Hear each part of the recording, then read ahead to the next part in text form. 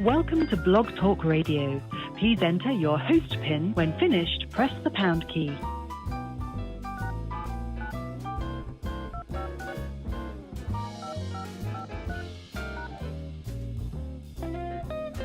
I'm sorry, but I did not hear you press at least 4 digits of your PIN number.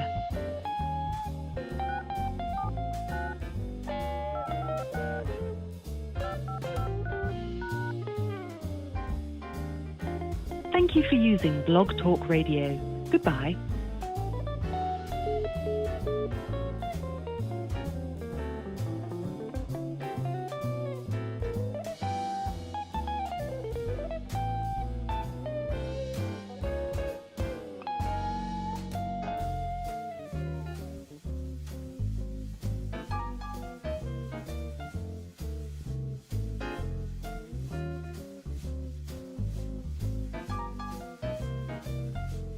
Welcome to Blog Talk Radio. Please enter your host PIN. When finished, press the pound key.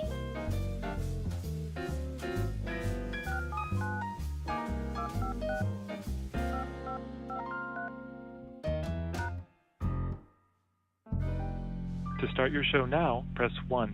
To hear important instructions. Since it appears you're calling back into a live show, we are reconnecting you now. Your show will go live in 5 seconds. 4, 3, 2, 1.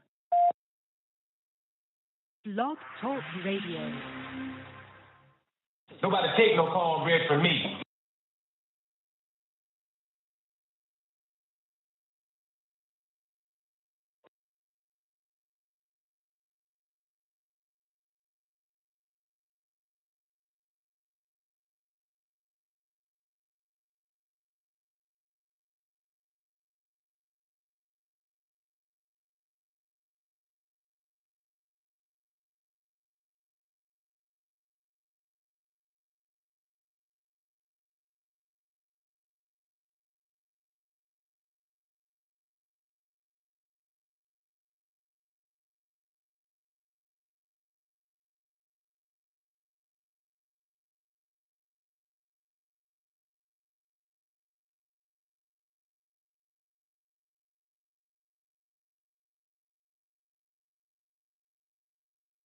And Johnson and Johnson and Johnson. There we go.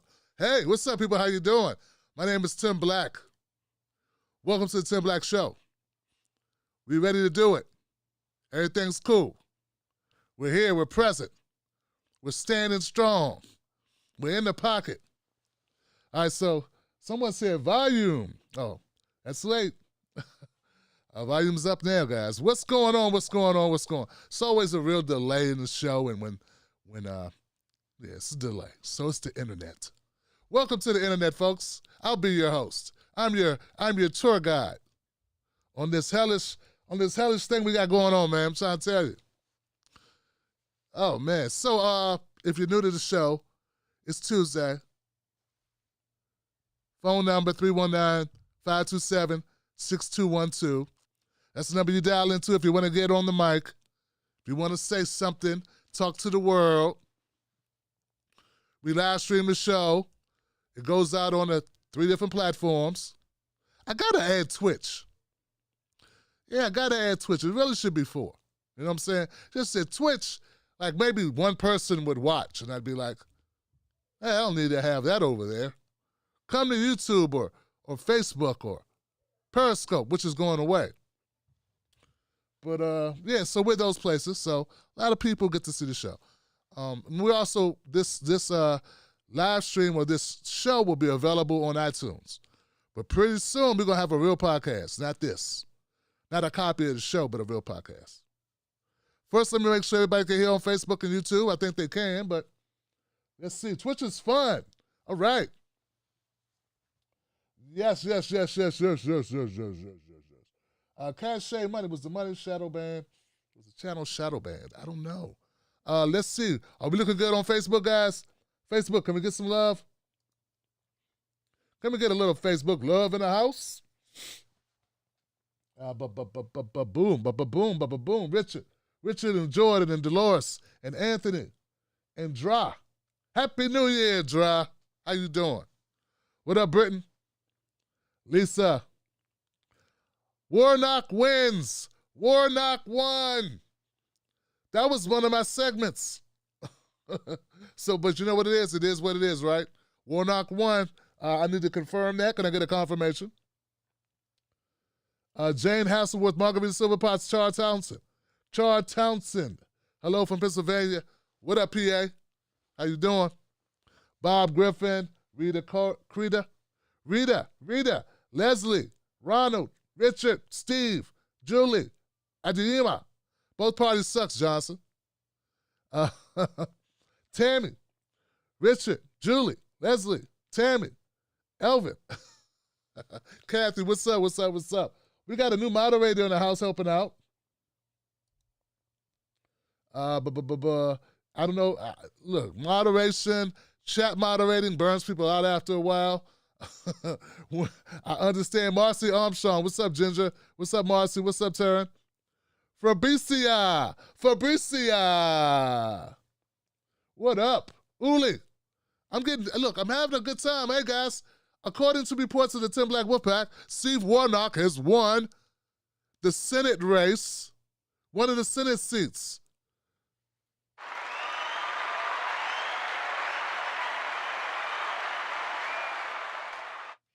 Now, the reason for that clap, and I hope you can hear the clap.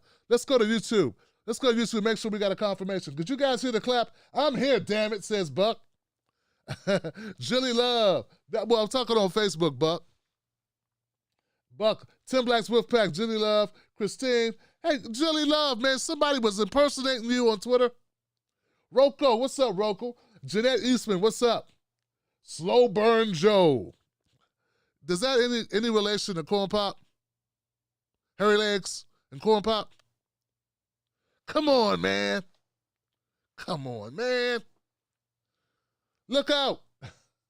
Jin Talk.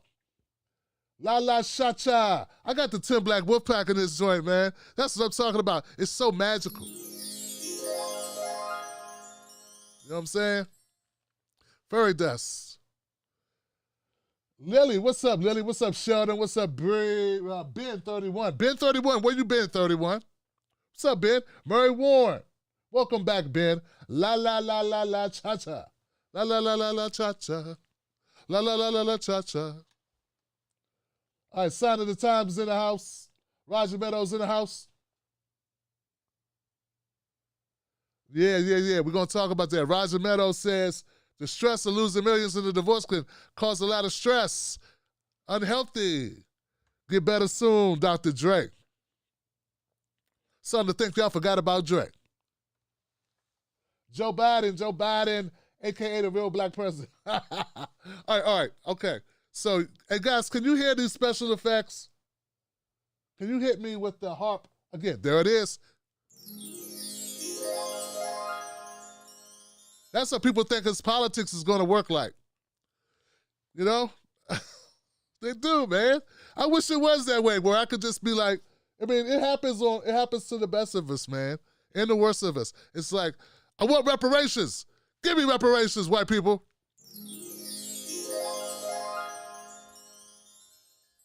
Yeah, that's how I want it to be. But we've been trying since we got free, right? As a people, as a race in America, as a social group, a construct, to keep somebody on the bottom so other people can step on you and get higher. That's what it's all about, man. No real difference between you and I, except I coordinate. You know what I'm saying? That's it, man. You know what I'm saying? I coordinate, you don't. You know what I'm saying? Come on, man. Come on. But no, that's what we want, man. We want magic to happen, right? And I'm not saying we shouldn't have it. I'm not saying we shouldn't have magic take place. You know what I'm saying? Because it's not really magic to give people their just due. It's not magic to I don't know, make sure that the native indigenous people that this land was taken from are treated like human beings and have the ability to self-actualize, right? So, but we want that to happen. It's not, and I wish I could just say, all right, actualize the indigenous people. Let them self-actualize and give them their due. I wish it could happen like that, man. But it's going to, they've been fighting for that, demanding that since the land was taken.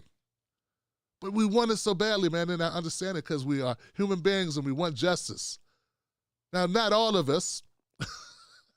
Some of us just want us. But there are enough of us that want justice. We're never going to have everybody. So, give it up for justice. All right, guys. So now, rainbows and unicorn bread. Okay, we'll take that, man. Sounds more to me like weed, and good whiskey.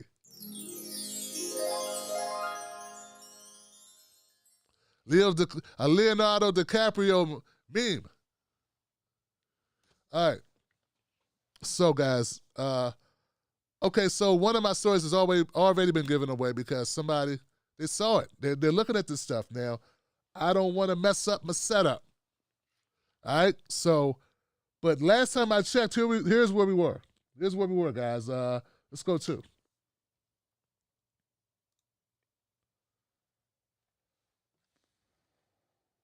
go here. Damn it. Where's the scene with the... Hold on. Here we go. I don't know what happened to this, Johnson. I don't know what happened to it, but I do have it somewhere here. Let's see if we got it here. It's probably, it's obviously my fault. I thought I had some results.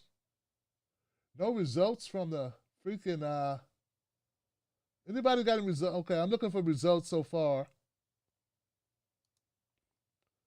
Oh, gosh, I thought I had some hanging around here. Damn it. Maybe not, Johnson. Maybe not. What I'm looking for are numbers that I wanted to display. This is what we're going to get to next. Damn it. Gave it away, Johnson. Okay. Okay, I don't have it here. Oh, here we go. Got it under the... Okay, so here we go, guys. This is what I was looking at before, guys. Now, this is Wolfpack election needles, Georgia Senate runoffs, likely winners. Okay, so this is where we were with 87% of the vote reported. Quite likely Warnock. That's right. Quite likely Warnock would win a seat. Okay, looks like he's defeating Loeffler. Loeffler doesn't look good, okay? So Loeffler's been loafing. And now, Ossoff and Perdue. Now, this is before I went to show, right? 87% were reporting, and Ossoff was up less than a point. But now people are saying, Tim, it don't look good, brother. It don't look good for those Democrats. It's so close, Johnson. It's so close. Looks like John Ossoff may not be making it. Like he may not win. And that Warnock might. You know, so I really don't know, guys. I really don't know. So here we go, guys. I don't need my headphones on for this. Now, I covered this yesterday, and I want people to be very clear. There's a method to my madness on this thing. I want people to understand where I'm coming from when I say I would rather that the Democrats win this in Georgia, but it's not for the reasons that everyone expects it to be. I like the idea of taking away all the ammunition to blame Republicans when Democrats don't do shit.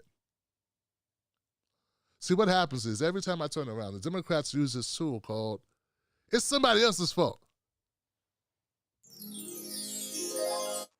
Yeah, why didn't we get health care? It's somebody else's fault. Hey, where's the stimulus money? It's somebody else's fault. Hey, man, can we get a little bit of love? Can you end mass incarceration and legalize cannabis? It's somebody else's fault. That's what they keep doing. Everything we want, they say, I would have done it too if it wasn't for those damn Republicans. So I don't give a damn about John Ossoff. He can go F off. And I don't know about you or not, but Raphael Warnock is not interesting to me.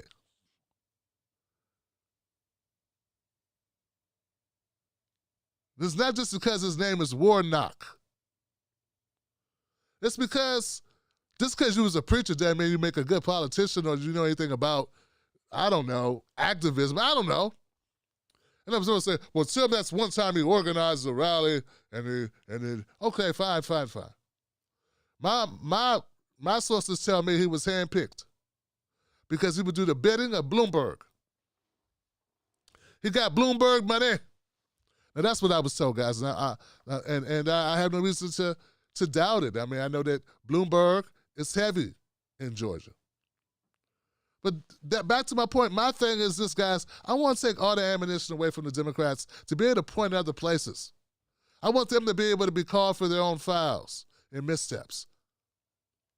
Now, I don't want to get ahead of myself, but I had a great conversation with a couple of gentlemen today, a couple of activists, and they reminded me, hey, it doesn't have to happen that way. Just the fact that Joe Biden has that pen, we can hold his ass accountable for not doing executive orders, aggressive executive orders that help or that reward the constituencies that actually got him elected. You know, sort of like Trump did, or was supposed to do. And some people did say he did this, so that he did what his people wanted him to do for at least some things. At least some things. Okay, so that's the reason why I'm like, okay, get it. Go, Ossoff. Go, Warnock. Ossoff, rich kid whose mama, according to my sources, paid for his seat, paid for his, donated so heavily to John Lewis. John Lewis might as well have been his stepdaddy. Definitely was his benefactor, his parlay into politics. So, I don't know these guys. Have they even run a hot dog stand? I don't know. But it's always double dealing and so when you come in that way, you always owe people. And I like John Ossoff taking down Kelly Loeffler, but while he was doing it, it seemed so mechanical. Right? I kept feeling shades of Buttigieg. The blank face. The resting Mitch eyes. I mean, these things do not inspire confidence in me. I'm not feeling it, Johnson. So I want to make it very clear, guys. I'm pulling for the Democrats so I can use it against them later. That's the only reason why I'm pulling for them, okay? I'm not pulling for them because I think they're fundamentally better in really ways that are structurally going to make a lot of change for Georgians. I don't believe that's the case, or I don't know that's the case. I don't believe it. I have no reason to feel secure in them. But what I get out of it is to be able to take that card out the deck. See, some white people like to say black people play the race card. Well, the Democrats play the Republican card. That's what they play. They play the Republican card. And conservatives play the you don't work hard enough card, and the Democrat card, and the socialist card, and the communist card, and the Marxist card. They just use every card they can play. They got a lot of cards in their deck. Democrats play the incrementalist card. We'll get back to your card. Wait your turn card. We got a woo Republicans card. And as Joe Biden famously put it most recently, shut up, fat. He also said, pretty soon, it's going to be more Latinas than blacks. You're going to have to work better with the Latinas. Now get over there and warm up my bed, Johnson. Get out there and tend to those crops. You know I love you. Hey, come on, man. Come on, man. Come on. No, you come on. Yeah, Jim Crow bastard. Get stuff done. Or get out. That's how you have to have the attitude. That's the attitude I have. I encourage you to adopt it because all the rest is BS. But go after the right people is all I'm saying. Go after those bastards. Okay, now look, guys. This has been a long way around to talk about the Georgia election. I don't have anything else on it other than that. Reports are coming in that Warnock has won his seat. Some say Ossoff may lose. There. I was hearing reports that that's how the bookies were calling it. So,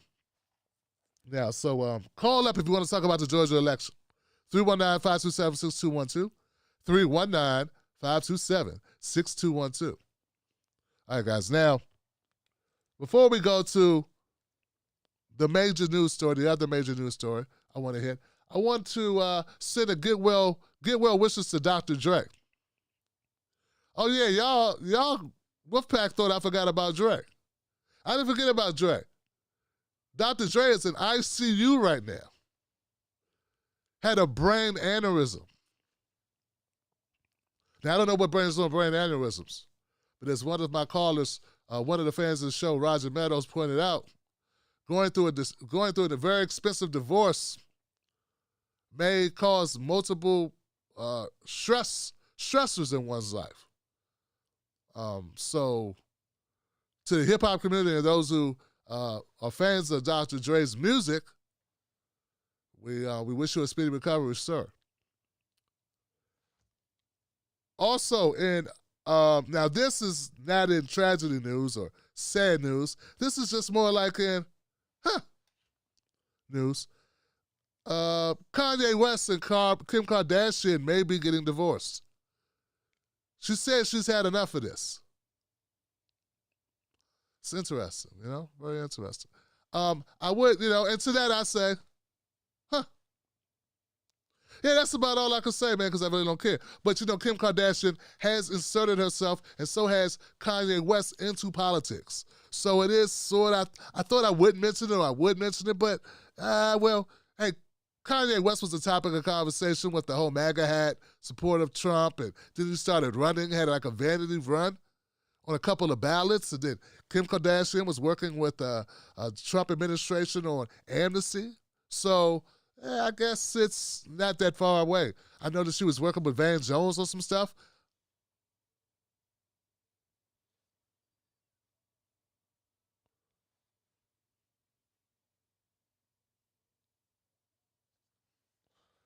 I did not plan that. It just fell together that way. So anyway, let's move on to another topic. Now, I got some very unsurprising, but still the type of news that really ticks you off. Back in, I think it was August. Was it August? Yeah, it was August. August 23rd. Jacob Blake was shot 7 times in the back by a Kenosha, Wisconsin officer.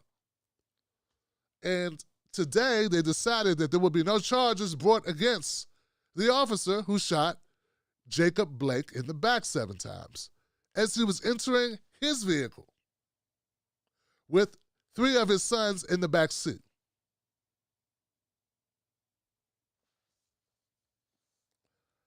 Now, I could stop there and we'd just be outraged about it, but I want to make sure you have the details, because some people may not have heard of this story before. Let's get a little details on it. Here goes Jacob Blake in the hospital where he is paralyzed from the waist down. After being shot 7 times in the back, he was walking to his vehicle after he had an altercation with 2 Kenosha, Wisconsin police. And they had to shoot him because, you're getting in that car, man. What you doing getting in that car? This is your car, but we want to take you to jail, and you're trying to just go home, and we don't want you to be able to go home, Johnson. Now, to be fair, I saw a clip of a guy, I think it was in Ohio, where the cops couldn't get him to get out the car, and he wanted to go home too, and he went home. They talked to him for about 20 minutes and begged him to get out the car. He wouldn't, but he did threaten to shoot the officer several times and said he had a gun in the car. And for some reason, he was allowed to just drive away. Now, when you look at that case, you look at this case here, Jacob Blake, you see stark similarities. Well, stark similarities in actions. Well, not really, because Jacob Blake didn't threaten to shoot anyone. You see stark similarities in the fact that, examine no similarity other than the fact they both resisted arrest. And we see a vast difference or dissimilarities in the outcome. One can walk.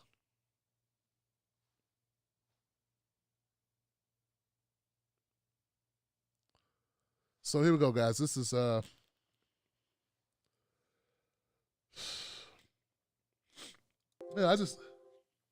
My decision now that I announce today before you that no Kenosha law enforcement officer in this case will be charged with any criminal offense based on the facts and the laws as I will describe them to you now. So it is our decision that no charge will be filed. I'm going to also tell you, just because I think it is important, that no charge will be filed against Jacob Blake in regards to this incident as well. For many of the same reasons, in terms of an overall discussion about this case, that is not something that the District Attorney's Office intends to pursue.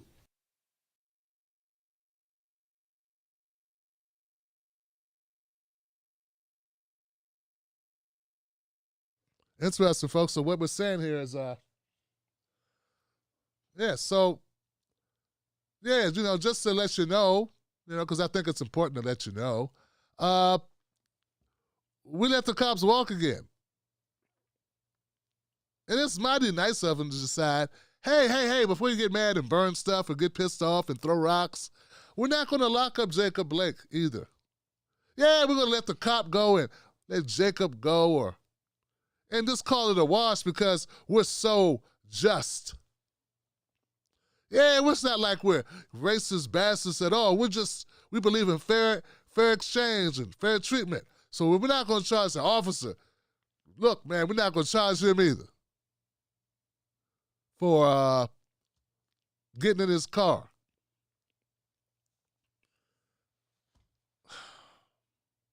Now, there's some things I could go over on this case. Some say that Jacob Blake was holding a knife. But when I looked at the video, I don't see anybody lunging at any officers with the knife. Just because you have a knife doesn't mean you should get shot 7 times in the back. I just told you the story that just happened in Ohio. I think it was Ohio, where the man had a gun and the cops saw the gun and they didn't shoot him because they were afraid he might shoot them. Even when he said, if you let that dog out on me, I'll shoot you. They still weren't afraid of him.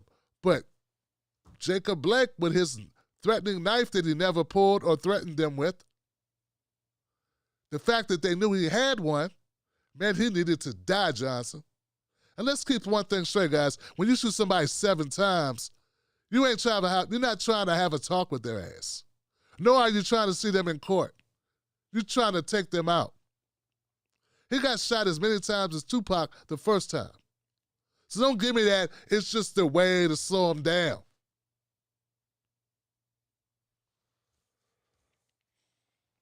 Anyway,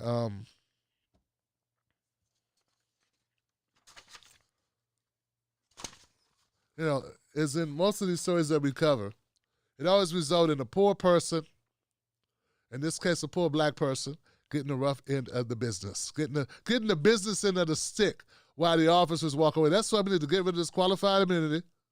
All of it needs to go. That's why it's important. It ain't sexy, but it needs to be done. Where they hold cops to no standard whatsoever. This much of a standard for them being able to take a life, or this much of a standard for them to use lethal force. That's all that's necessary. Did they intend to hurt him? Was their intentions to kill him, or was their intentions to do their job? And as long as they feel like, it could have been a little bit nicer, or they could have not been so violent, but they were there trying to do their jobs, not kill someone. They're okay, that's it. So you can not do your job appropriately, but as long as they can't prove malice, that they think you were in malice when you did it, qualified immunity. And that's how it qualifies for immunity. Anything else on that? Oh, okay. Also, Kenosha, Wisconsin is bracing itself for what may be protests because the people of Kenosha are a little tired of the bullshit. Not only did this happen, but once protesters converge and overly active police officers get involved, and when we have just regular old white guys driving from wherever they live to come to Kenosha to keep the peace, then we get this guy Kyle Rittenhouse who shoots two protesters and kills them. So that happened today where Kyle Rittenhouse pleaded not guilty after killing two people. And all of it started from these officers who shot Jacob Blake 7 times. Why did I say twice? So, a lot happening today.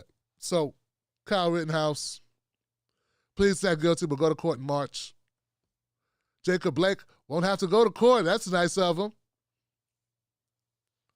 And the officers they're on desk duty, but I assume they'll be back to business. Doing what they do best. Shooting people in the back.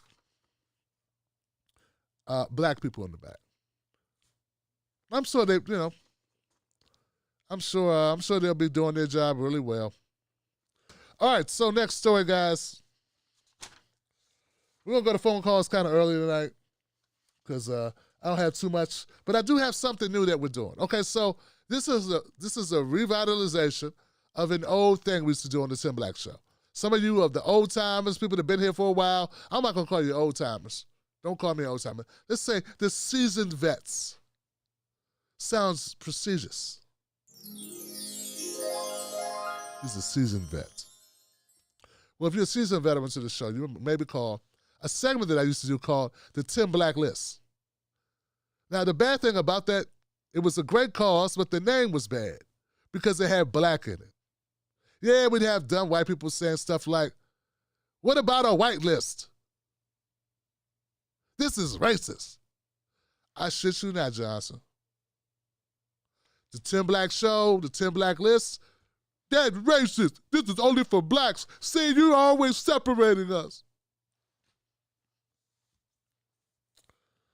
The other problem was the fact that we had such a racialized system, a racialized country and a culture here, that anything black is considered bad. So my list was a good list.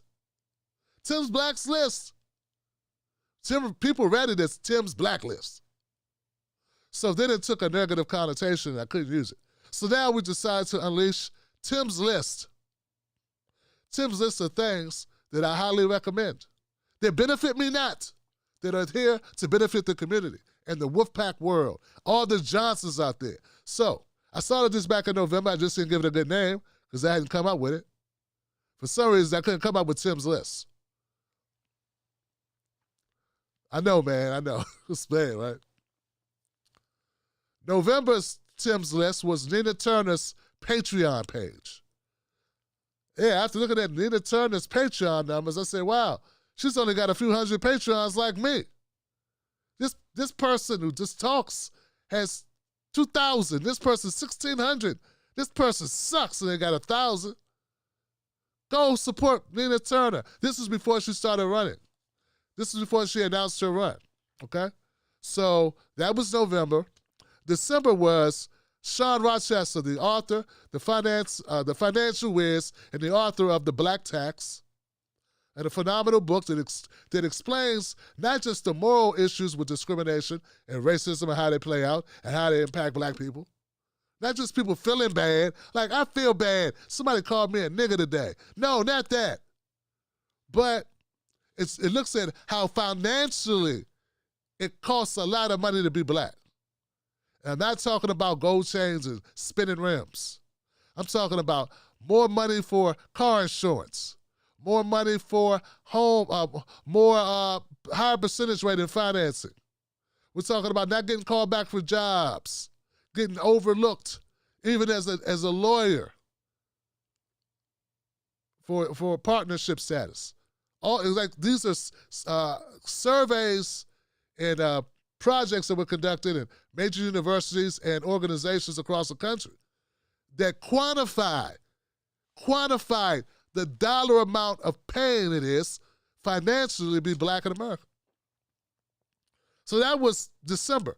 Now, for January, going into a new year, the Tim's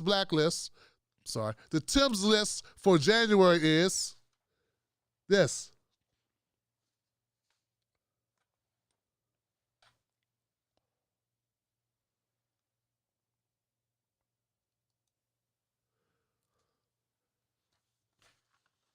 NoHoneymoon.org. NoHoneymoon.org, folks. That's right. NoHoneymoon.org. Now, these guys, I had the opportunity today to interview Jeff Cohen, my friend Norman Solomon of Root Action. Root Action, okay? So these guys, we had a great conversation. The video will be out tomorrow.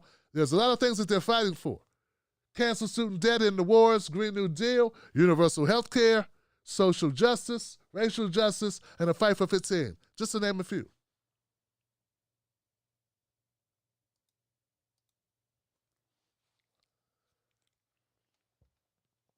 And the NoHoneymoon.org is just the beginning of their project. Tomorrow will mark the launching of this new project, No Honeymoon.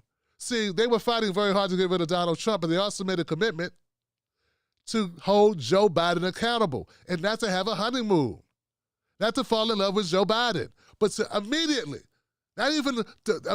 with the inauguration right around the corner, to start holding him accountable, to start pushing him in the direction that progressives want him to be pushed. This organization is founded by two amazingly on-the-ground grassroots activists who started this organization, Roots Action. And Roots Action because grassroots action, roots action, get it? Grassroots action. So anyway, guys, go to rootsaction.org, find out about it. That's my big tip for January. People say all the time, Tim, how do we get involved? Tim, what can we do? I like accosting neoliberals and mediocre, moderate Democrats on Twitter, but what else can I do? I'm bored. You can get involved on this. It's all across the country. You can do it virtually. You can do it at a higher level. Go to rootsactions.org. And just for a little cherry on the top with this, to sway those people who may not be swayed, here goes a trailer from rootsaction.org that may persuade you to get involved.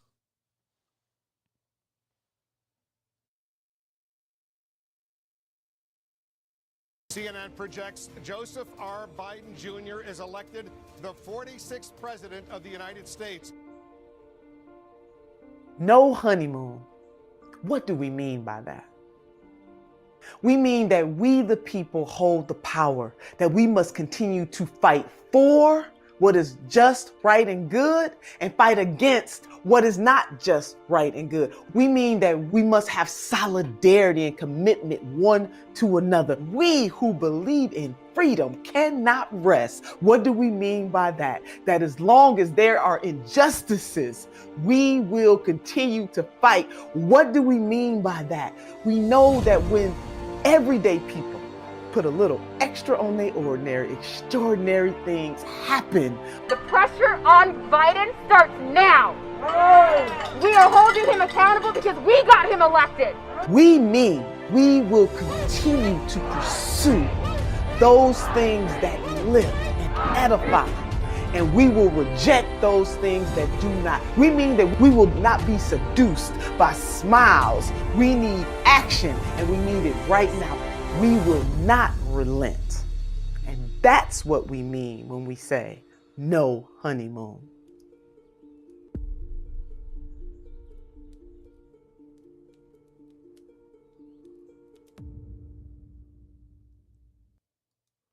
All right. Powerful stuff, guys. And, I'm sure many of you can agree with this, that I have a lot of cynicism, or I had a lot of cynicism about the effort that was going to be applied in order to hold Joe Biden accountable. Many of us were here for Obama. We saw what happened with that, and so we have a reason to feel that way. We have a reason to feel less than inspired by, the corporate media establishment who will put, people back to sleep. Oh, we got rid of Trump. It's so good now, Life can return to normal, that whole thing. So this is an organization, and this project is a part of this organization, to not allow that to happen.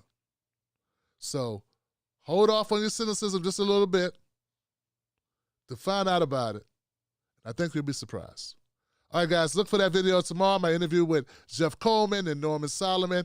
NoHoneymoon.org. I kept calling it honeymooners. I'm not that old, really. I saw a couple of reruns when I was a kid. But for some reason, I just kept saying honeymooners. NoHoneymoon.org. No time off. No breaks. No hand love.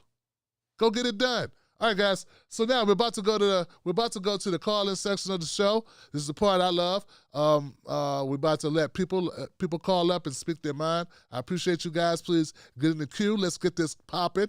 319-527-6212. Please share this out. Let people know about the show. And also, I want to remind you that if you enjoy this show, if you value this show, please consider please do what other Wolfpack members have done and become a part of what keeps the show going. You don't get to say, hey, we don't have a voice. Hey, no one speaking truth to power. Hey, no. Here we go, right here, Johnson, we're doing it.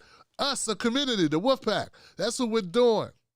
And we're getting bigger and stronger and better every day. So go to patreon.com, Tim Steak Live, join us. Only $5 a month.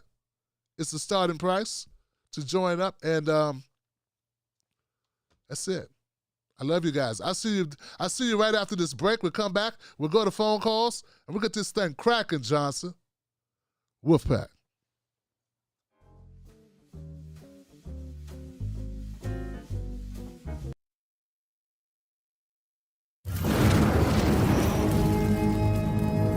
Don't fall for the banana in the tailpipe. Don't be fooled by corporate media talking heads misleading the people.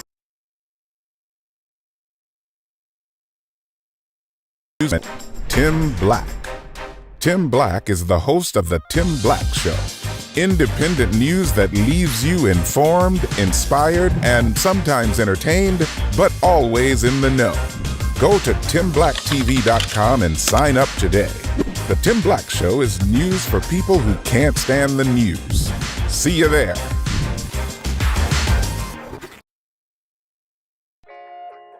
Let me ask you something. Do they know us? When I say they, I mean the talking heads on cable news. Do they know you? I mean, they talk about the world as if it's a sport. They play political games, report on our pain, rack our brain to feed the stock exchange, but do they know us? Do they know what we care about? Nope. They're too far away. They can't see us. They can't feel us. They can't relate to us. See, when you want to know what's going on in your world, trust someone who lives in your world. Subscribe.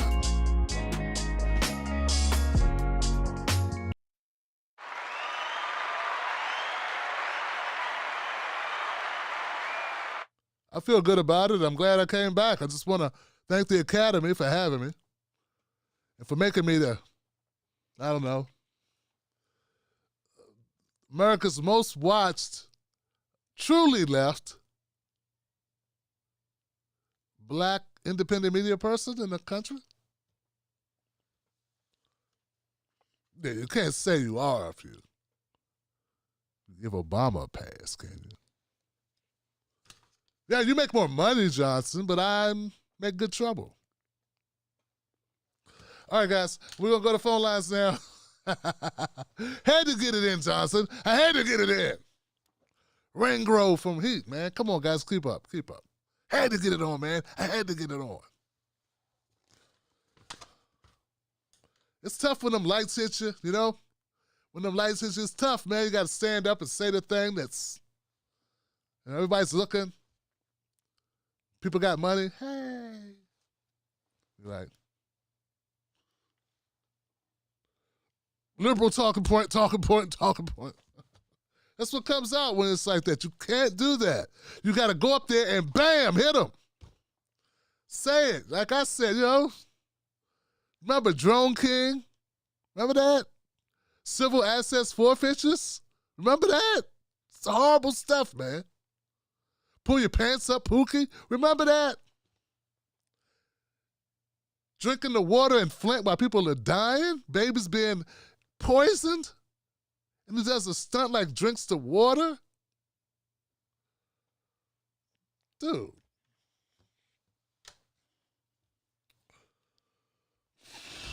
Well, but still, he's rewarded with all of the, you know, just, at some point we have to decide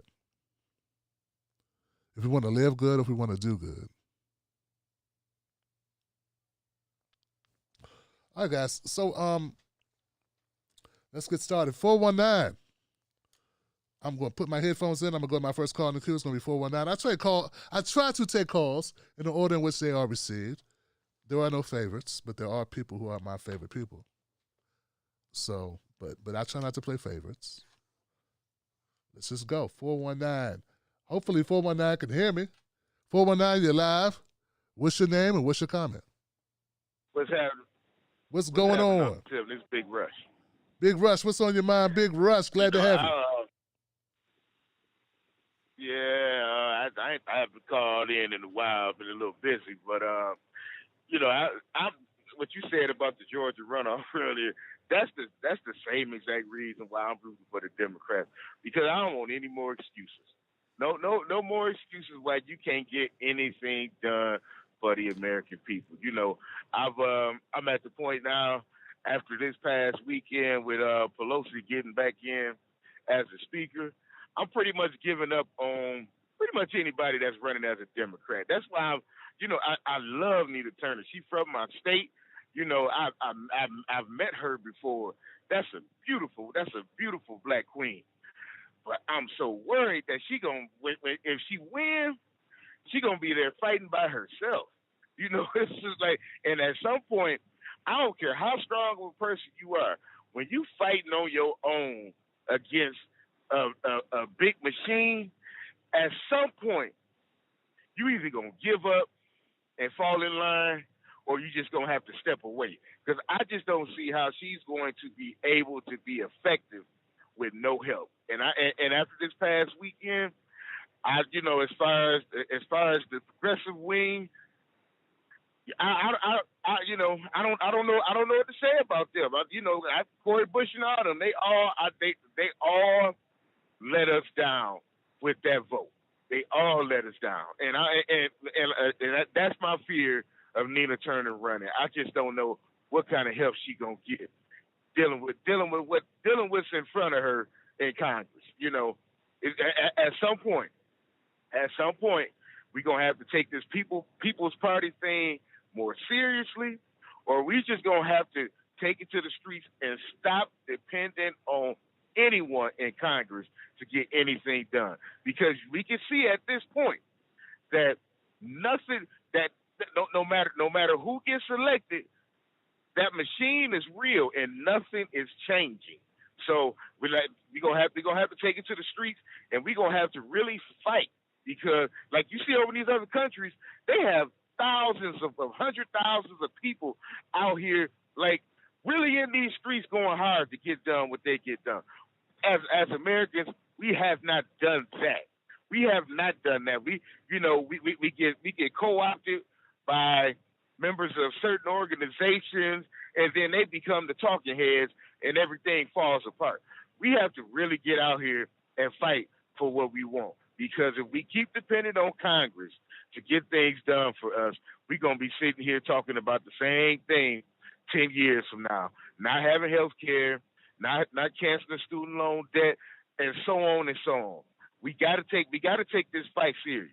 You know, I guess I'm broken when it comes to politics, but I still got a dim light on that things can change. But it's looking real rough right now. And as long as we keep allowing people like Nancy Pelosi and Chuck Schumer to stay in power, nothing will ever change. The machine is real, and we got to get out here and act like we know it's real.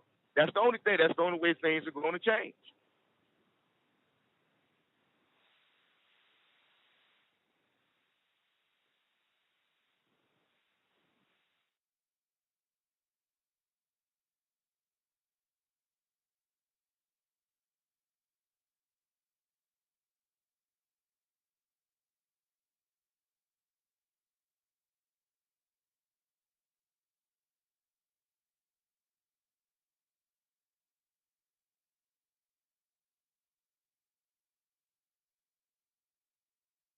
Damn. All right. Damn it. Okay, guys, what I'm trying to say is I hope that it was saying that the buffering was really low. And then I had cut down the sound. My bad. I want to thank the caller for calling in, man. I appreciate it, Johnson. Couple things he said I agree with. Couple things he said I don't agree with. First thing he said that I agree with. Well, actually, I agree with everything he said, but I think it's all about the context in which he puts it. I agree. I don't think that this can get done without help. I think the idea that we just elect somebody to Congress or even a president and then that just fixes things, I don't think that's the way it's going to happen. I think it was muted. It was. It's not anymore. Thank you. Totally my bad. I hit the mute button, guys. It wasn't Blog Talk this time. So, as he pointed out himself, he said in other countries, they get a lot of people on the streets. They have this grassroots approach. Hundreds of thousands of people get activated, and there you go. And I think that's what's needed here. People, I don't believe that we're going to get the changes we want just doing electoral politics. I had Dr. Cornel West on the show back in May say the exact same thing. So I agree with him when he says he doesn't believe this. He believes anybody goes into this corrupt system. If the system's corrupt, it's going to take a whole lot to overcome the corruption. That's how I look at it. There are people right now who used to be friends of the show heckling that idea that the system is corrupt and that the system is what's dominating people. I tend to believe that we need to get more people into Congress that are progressive. I know we got a handful of people. Before, we had less people than that. We need to continue to grow that coalition. At the same time, we need to build momentum outside the party. And at the same time, we need to apply pressure. We need to do all these things. All of them. That's what I believe. I wish that there was a magic bullet for it. I don't think there is. But if it's somebody like Nina Turner, who we've supported this long, who we've seen grassroots advocacy that she's done over the last 8 years or so, it sounds like people are already on the verge of throwing her under the bus already, man. It's the system, guys. It's the system. What other example do you need than to see it playing out right now? You see what's happening. I think we just have to continue to empower people that we feel are going to go and do their best. Meanwhile, apply pressure not only to them, but to the system and get active as well other ways besides electoral politics. That's the reason why I'm excited about having Action Roots, rootsaction.org on the show. So that's it, guys. And I understand the frustration and people are upset, pissed off, and it's like, what's going on? I'm going to go next call, though. Good call, though. Very good call. I don't think we should, I don't think it's going to be all up to Nina, man.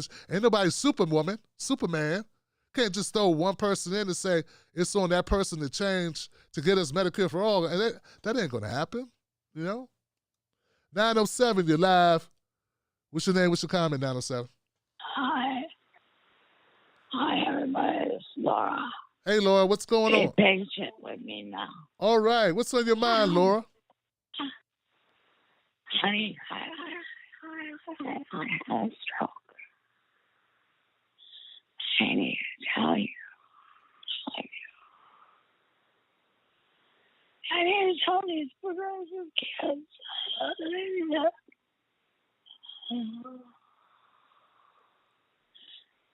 This is young. Don't eat your own. Lori Bush is a good woman. Don't call her a fraud. She is a great woman. She's not a fraud. Stop eating your own.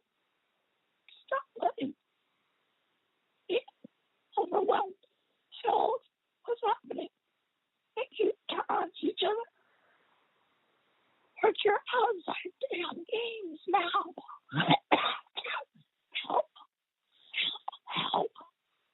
Hands in there. Squash this bullshit. God squad. Crap now. You're going to kill every chance any of us have. Stop being children. It took the UK after a war to get their national health.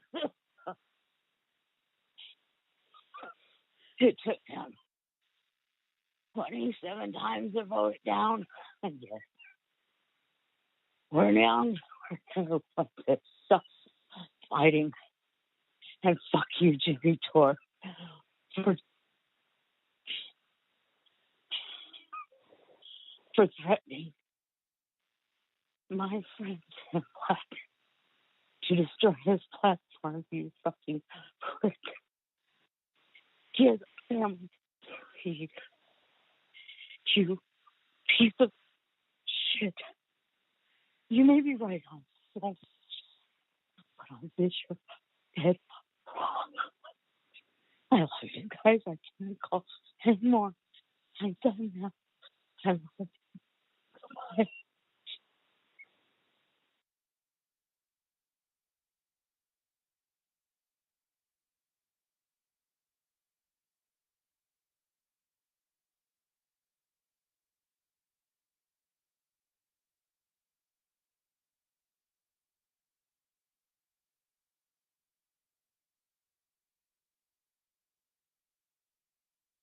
Okay, guys. That's the friend of the show. Good friend of the show. Laura in Alaska. It's just amazing as she was speaking about. When she was speaking about stop eating your own, stop trying to destroy Tim's platform, stop destroying Cori Bush. He's not a sellout. Stop. People were. Laura, I appreciate you, sister. We're gonna outlast this. So, I thank you, Laura, and just take care of yourself. Try to take care of yourself, sister.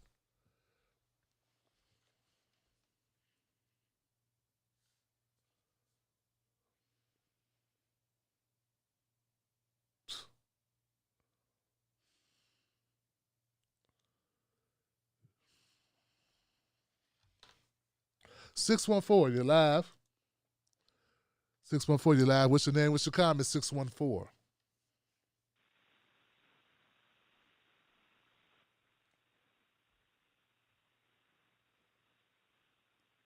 614.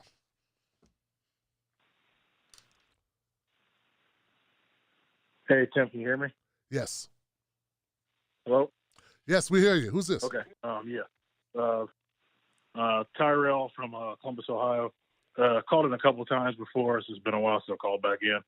But, as far as the election goes, not really too excited about the whole election thing. It's like, okay, Warnock and Ossoff won. Good for them. But at the same time, with Biden and Kamala in office, what's really going to get passed? Ossoff, I'm sorry, Tyrell. Tyrell, did Ossoff win? Did he win? I thought they said he was close to, but I didn't know if they actually won or not. You just said he won. Okay. I thought you were making an announcement. Okay. Oh, sorry. No problem. No problem. I know everybody was saying with all the mail and stuff that with Dems are close, they're going to win, blah. So I was just assuming that. So I'll take that back. Okay, no problem. But nothing's really, nothing's really going to change as far as policy goes anyway. And then as far as the whole situation, Jacob Blake, that's just a whole frustrated situation. Being a millennial, just black guy, seeing this type of stuff is like starting to get further in your adulthood. You're like, oh, you're young, get fooled by Obama, think things are going to be changed, things are going to be progressive, and blah, blah, blah. You see, like, okay, that's not changed, and Obama lied to you, and now you're stuck in sitting in this Biden situation, and Kamala possibly 8 years down the road, and it's like, all right, 12 years is not going to be any change, so I'll be in my 40s, and that'll be a decade from now. And it's just like, it's frustrating seeing if nobody's really fighting on that end for you, where are you going to go on that end? And then also to kind of see, like, looking at that whole situation with Jacob Blake, just, all right, everybody's talking about, hey, we need to have the Stacey Abrams, the Obamas, the Kamala Harris is all worried about the whole Georgia election. But how are we going to get, like, poo-pooed and shit on for defunding the police, or, oh, too many black men were going to Trump, even though they really weren't. But it's like, you're not worrying about the people dying on the streets. It's just so frustrating to me, having to just sit there and think about that all the time, while you'll hear nothing about that from them and like the Roland Martins and the Clyburns and other gatekeepers that will sit there and tell black people what they need to do. But they're just going to sit there and be like, oh, hey, we're in charge now, we're going to do something, but we'll still have qualified immunity for all the cops. And we saw this happen, and Casey Goodson here in Columbus, they're just going to try to just let that story die down. The same thing's going to happen with Ahmaud Arbery. And it's just like, we need people to actually do that work. And I'm waiting to see it, but at the same time, it's kind of like, I know it ain't going to happen. And it's just so frustrating to deal with. And also, I wanted to bring up, too, another thing that happened in Ohio was this SB 175 is kind of like a new stand your ground law that just passed, and the governor of Ohio signed that. And it's something where you don't have to, it was a point where Ohio just had stand your ground only applied to if somebody like broke into your house or tried to like get into your car.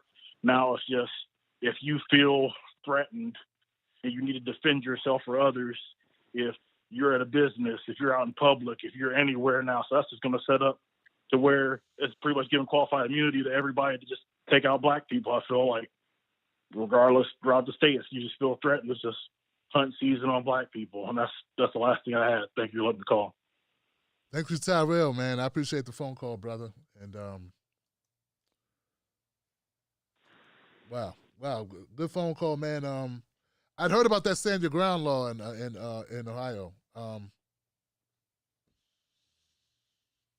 I'm just going to next call, guys. I'm going to go to the next call. How about we do that? Let's keep it moving, guys. 617. You're live. What's your name? What's your comment, 617? Hello? Hey, how you doing? Who's this? Tim Black, how are you? What's up, brother? How you feeling? Excellent. My name is Chris. I'm calling from Pennsylvania. Chris. Can you hear me? Yeah, we got you, Chris. Go right ahead. Excellent. So, yeah, I've been a bit disheartened by some of my progressive brothers and sisters lately. What I'm seeing on Facebook and on YouTube, it's been difficult to see, and this goes along with the woman who called from Alaska, that it's been difficult to see a lot of our progressive brothers and sisters who are really sort of selling out the squad, really just selling them out full on. And, it's almost as if, you get your team together and, you're suited up and it's the coin flip. and the crowd's mad because you lost a coin flip. You know, it's as if they are, you know, they're fixated on this Pelosi vote. They're fixated on this force the vote thing. And I think that in many ways it's been something that's been an attempt by outsiders to appropriate the power, political power from, you know, Black and brown communities, right? I think what you're seeing is that you've got these actors who really haven't done much to elect people from Ferguson, Cori Bush, people from Detroit, Rashida Tlaib, people from the Bronx, AOC, right? They've really been outside of that, those circumstances, but are trying to dictate what the politics and the policies and the priorities should be for these communities. Obviously, Medicare for all is very important, and I think we should have it, and I do think they should make it a priority this term. But it's bigger than Pelosi. It's bigger than force the vote. It's bigger than one term, right? People need to understand that this fight is not a one-day fight. You're not fighting over the coin flip. You're fighting in the game. And people need to understand. I mean, I think there are really a lot of noobs. I see a lot of noobs out here, right? What about minority whip or majority whip? Is that something we should be fighting over too? What about the Democratic caucus leader? Should we be fighting over that too? Because these all are important positions too. Everyone's fixated on Pelosi. And the idea, again, is that what about committees?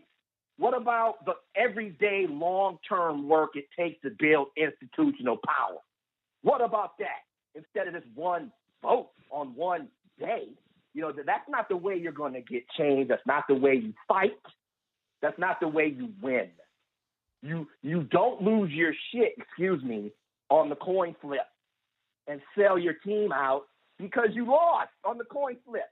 It's time to play the game. Play the game. You don't like the game, so why you got players? You got AOC in there. You got Cori Bush in there. You got Bowman in there. They're ready to go. But they're in there one term. They've been in there one term, the most of them. And what you expect? There's so many new. I don't think these people watch C-SPAN, Tim. I don't think these people know how House rules work. I don't think these people know anything about House, floor votes and closure votes and any of these rules and order of the House.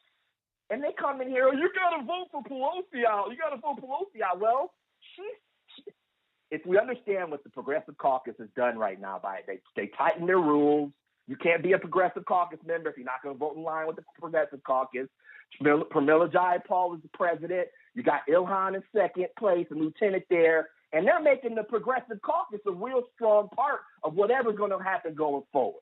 The Progressive Caucus is not going to be fluffy and soft anymore. They're really going to have, as I understand it, they're really going to have a strong role in what gets voted on and what happens in the House this term. And why would you throw that power away? At least make that power look strange or ill-focused if you pee on Pelosi's head on the first day. So we have to understand that, and I think in many ways we need to look at the Freedom Caucus from 2010 and see what they were able to do as a group. Like that, the Freedom Caucus, a lot of it obviously was BS, but they were able to really drive policy, drive votes, drive Boehner.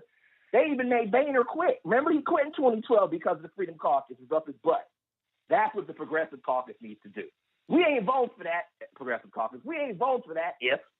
We're not doing that if, right? That's how it works. That is building long-term institutional power. And these Black communities who elected these officials, they're building institutional power. They are not here for one vote, for one term. We got to think 5-10 years from now of how this works. You've elected legislators. You didn't elect presidents. You elected legislators. They've got to work in the legislation. You have to understand what legislative means. So I'll close here, Tim. I'll close. That it's time for progressives to seriously consider what it means to be a progressive in terms of being a legislator. That the things they do as a legislator have to be tied to legislating. They can't be tied to being in the street and yelling. They can't be tied to being a provocateur. They can't be tied to YouTube. They've got to be tied to being a legislator.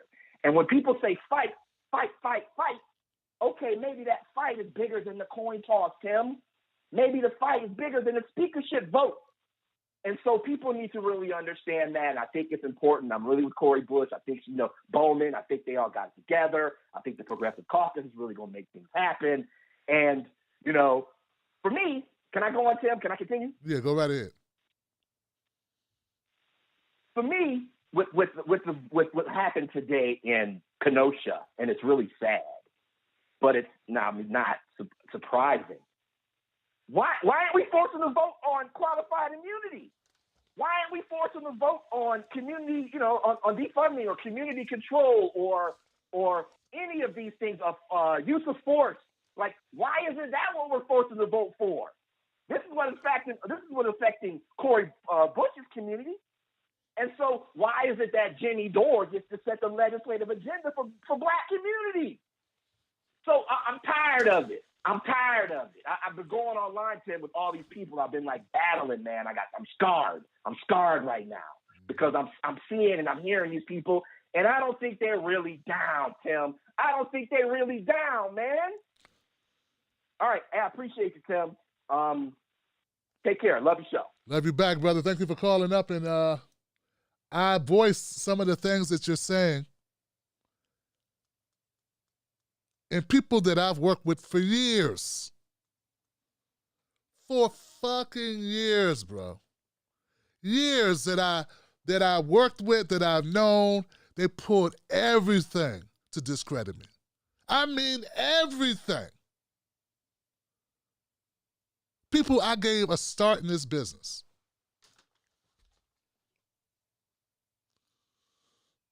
Told half-truths, made up stories. One channel, it got so bad, I blocked like maybe 300 people. I blocked one person. He made a 12-minute video about me blocking him on Twitter. And did you know that there was some snowflakes who wrote me? Why'd you block him? I can block whoever the hell I want to block. Are we serious? Tim is a brute. He blocked a fellow person on Twitter. Really, dog? Because I won't come on this show. After the 13-minute video complaining that I won't come on this show, they said, complaining about me blocking them, they said, you can come on our show, we could come on yours. And people couldn't even see through what they were trying to do. They were like, they couldn't see it.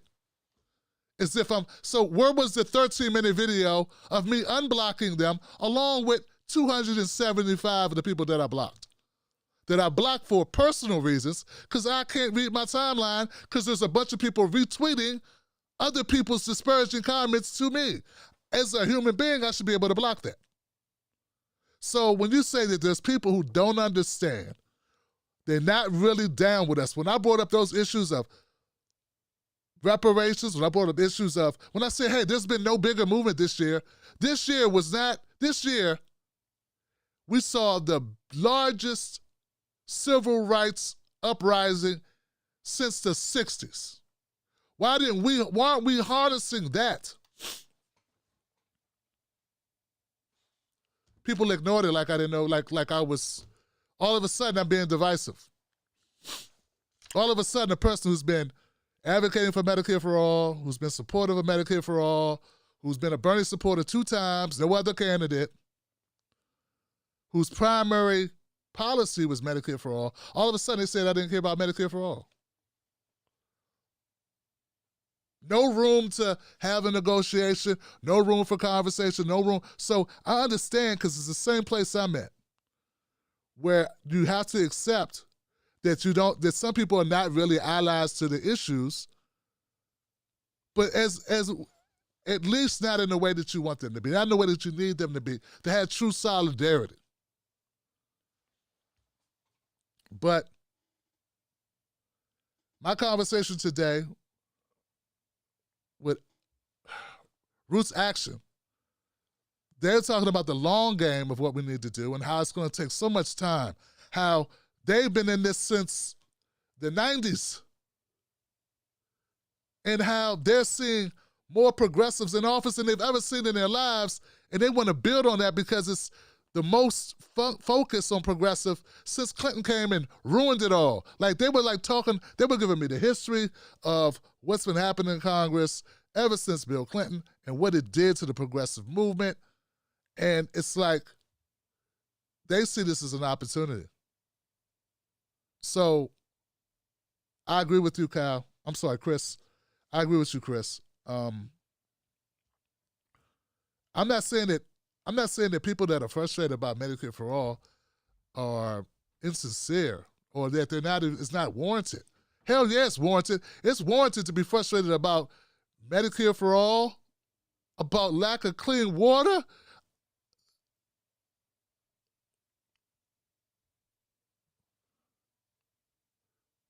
Mass incarceration. We have so many issues that anybody, in fact, if you're not upset about what's been going on in this country, then I don't know where you've been. You know what I'm saying? So that's not the problem. The problem is disagreements have turned toxic, and even people that, it's just now, I don't know what it is now. It's just crazy.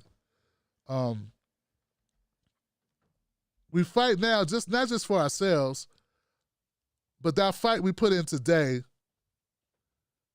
we know that it may take a decade, it may take 2 decades, it may take a generation. Man, this has been going on. I mean, if you're black, don't you get this? I mean, I know some people think, I don't know what some people think, but I know that my parents were talking about, my parents were born in the 50s, or the early 50s, late 40s, and the fights as they went on, they didn't see culminate to the 70s.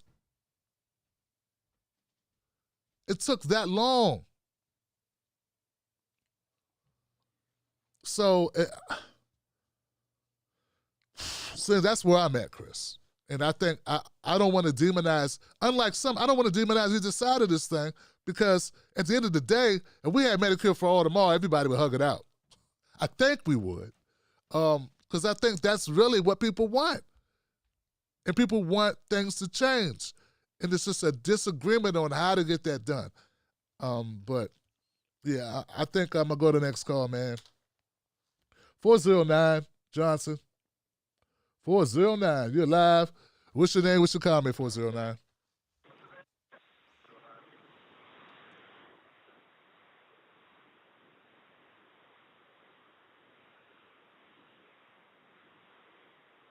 I wonder if there's a delay on the phone, because when I call people, when I bring people on, it's like they don't hear it. 409.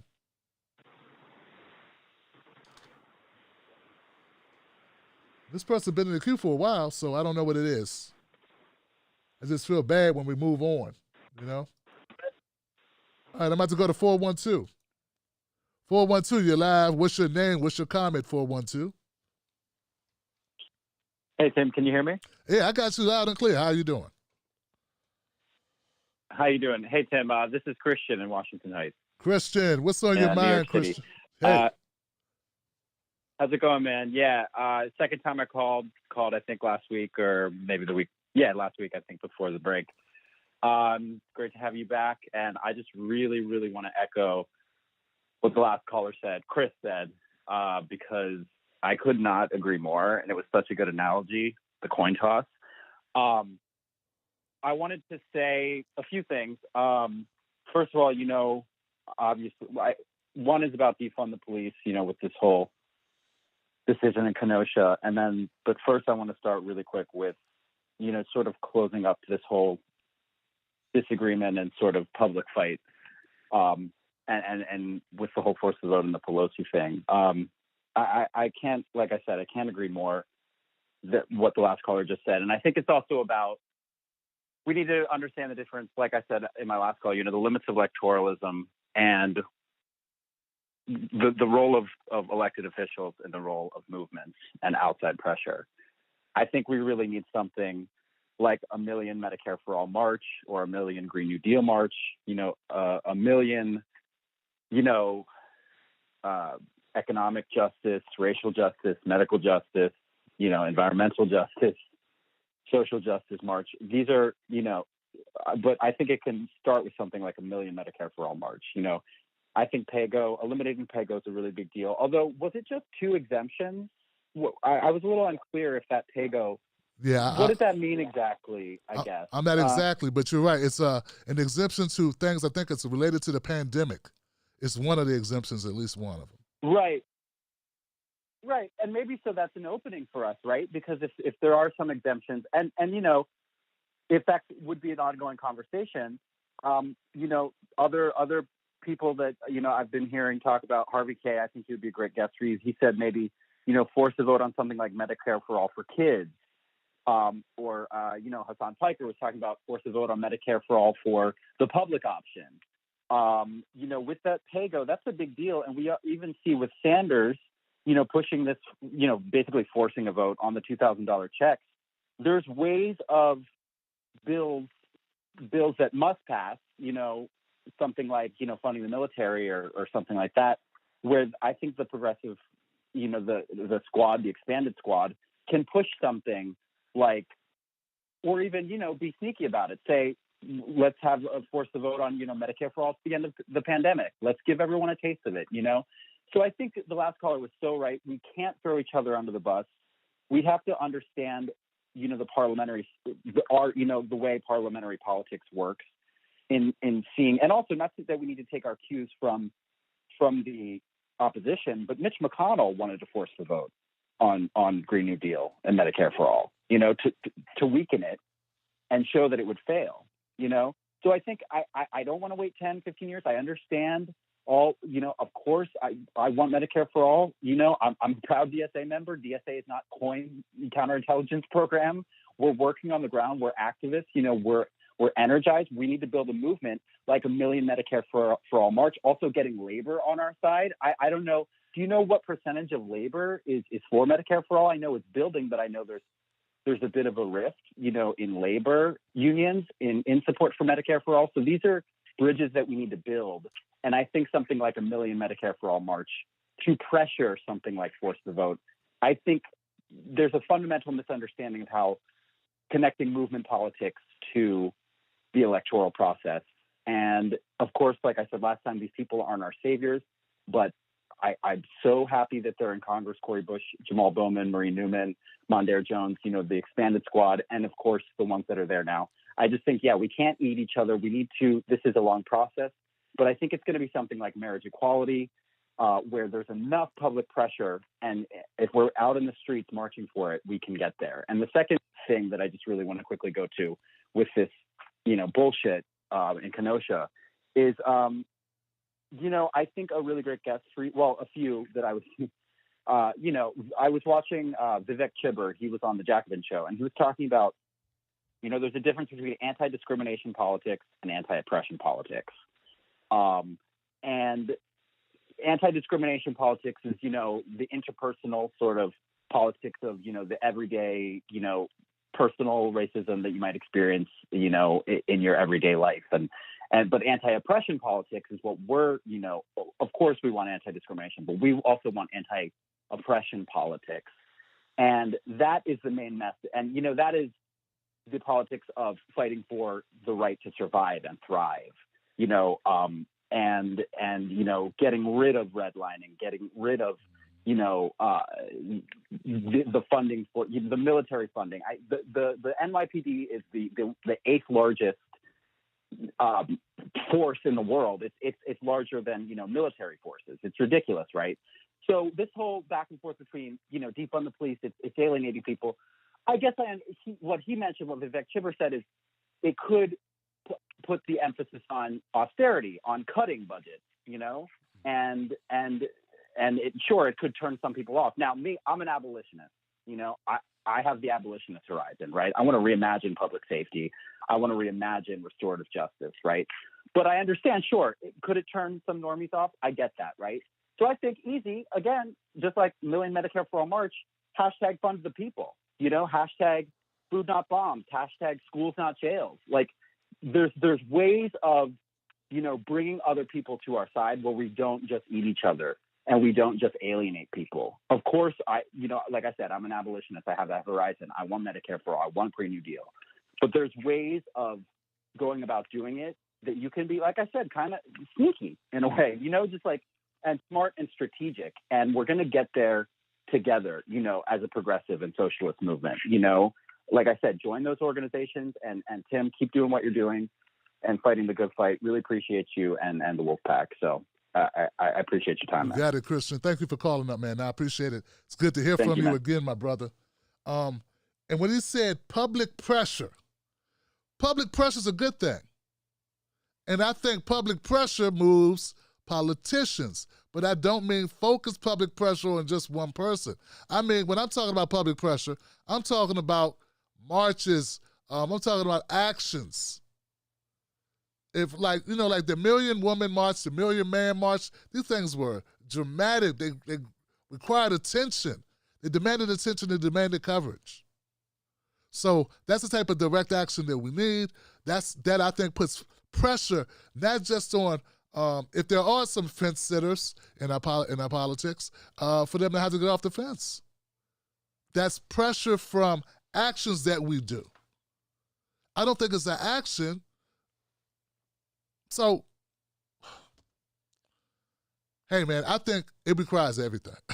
I think people got to play their parts. Like I'm going to resign myself and say, look, everybody's got to play their part.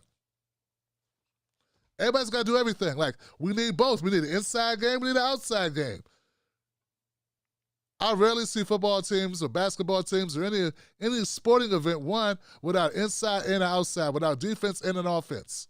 So we need both, right? So I think right now we got the offense and defense arguing, and that may be a little charitable, right? Depending on what side you're on this thing. But both sides are needed. And I thought we were on the same team, but now we're getting so bad, we're questioning what team people are on. And I think part of it, some of it, man, is the spillover from the 2020 elections. Man, it's spillover from that. You can't tell me it's not.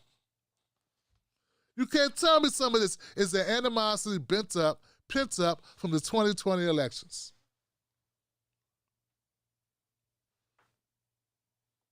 So, but if we could just get to the point where we say, I'm going to give you the benefit of the doubt and say, I believe that you are an honest actor and we're on the same team. If we could get that far, we could get the rest.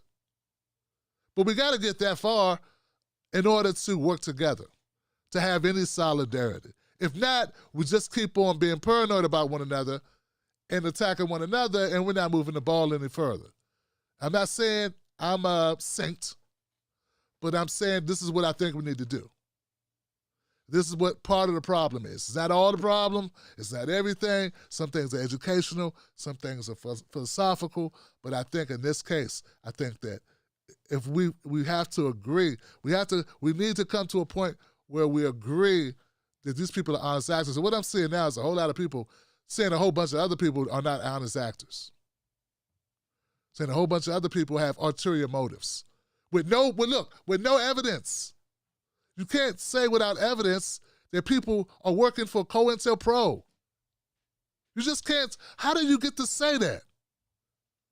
That's not something you just say. But these people were complaining when people even accused Trump of working with the Russians. But then they're accusing people that have been in left politics for 5, 10, 15, whatever years. Now, because of this issue comes up, they're accusing those people of being. And I think that's wrong. But to even say, hey, I think that's wrong, they say you're part of that group then. You're with them then. And it's just crazy. So I'm going to go to the next call. I think we have to first say, maybe we need to form a pact. We got to have a pact where people got to do a blood oath and say, hey, hey, look, this is what I pledge to be. This is who I pledge to be. This is what I pledge to do. Because I don't know, man. Like maybe we start making some people made. We need to do the mafia thing. You got to be made. Because what's going on now is we're even questioning the integrity. We're questioning the motives of people. And that's tough, man, because then you can't talk about anything. Can't talk about anything. And I thought that problem, going into this, Christian, I thought our problem was going to be people going back to sleep. I had no idea our problem was going to be within our own group, going after our own group. And I have a hard time getting past the idea that I believe a lot of this is just spillover from hurt feelings from an election and frustrations from that, coupled with people's own personal stuff. So I'm going to go to the next call, man. I appreciate it. Great dialogue, Christian. Trying to find my callers in the queue that hung around. I'm going to go down to try 818. 818, you're live. What's your name? What's your comment? What's up, brother? How you doing today, man? I'm good now. Who's this? Oh, this is Rob from California, man. It's Rob from California. All right. What's on your mind, my friend? What's on my mind is like, but just that, I'm not a Democrat, you know what I mean? And I'm happy that, like you said before earlier, I'm happy that they did win the Senate races, because now there's no reason not to hold Joe Biden accountable. And I think people who are on the left, and also they really need to pressure Joe Biden, to put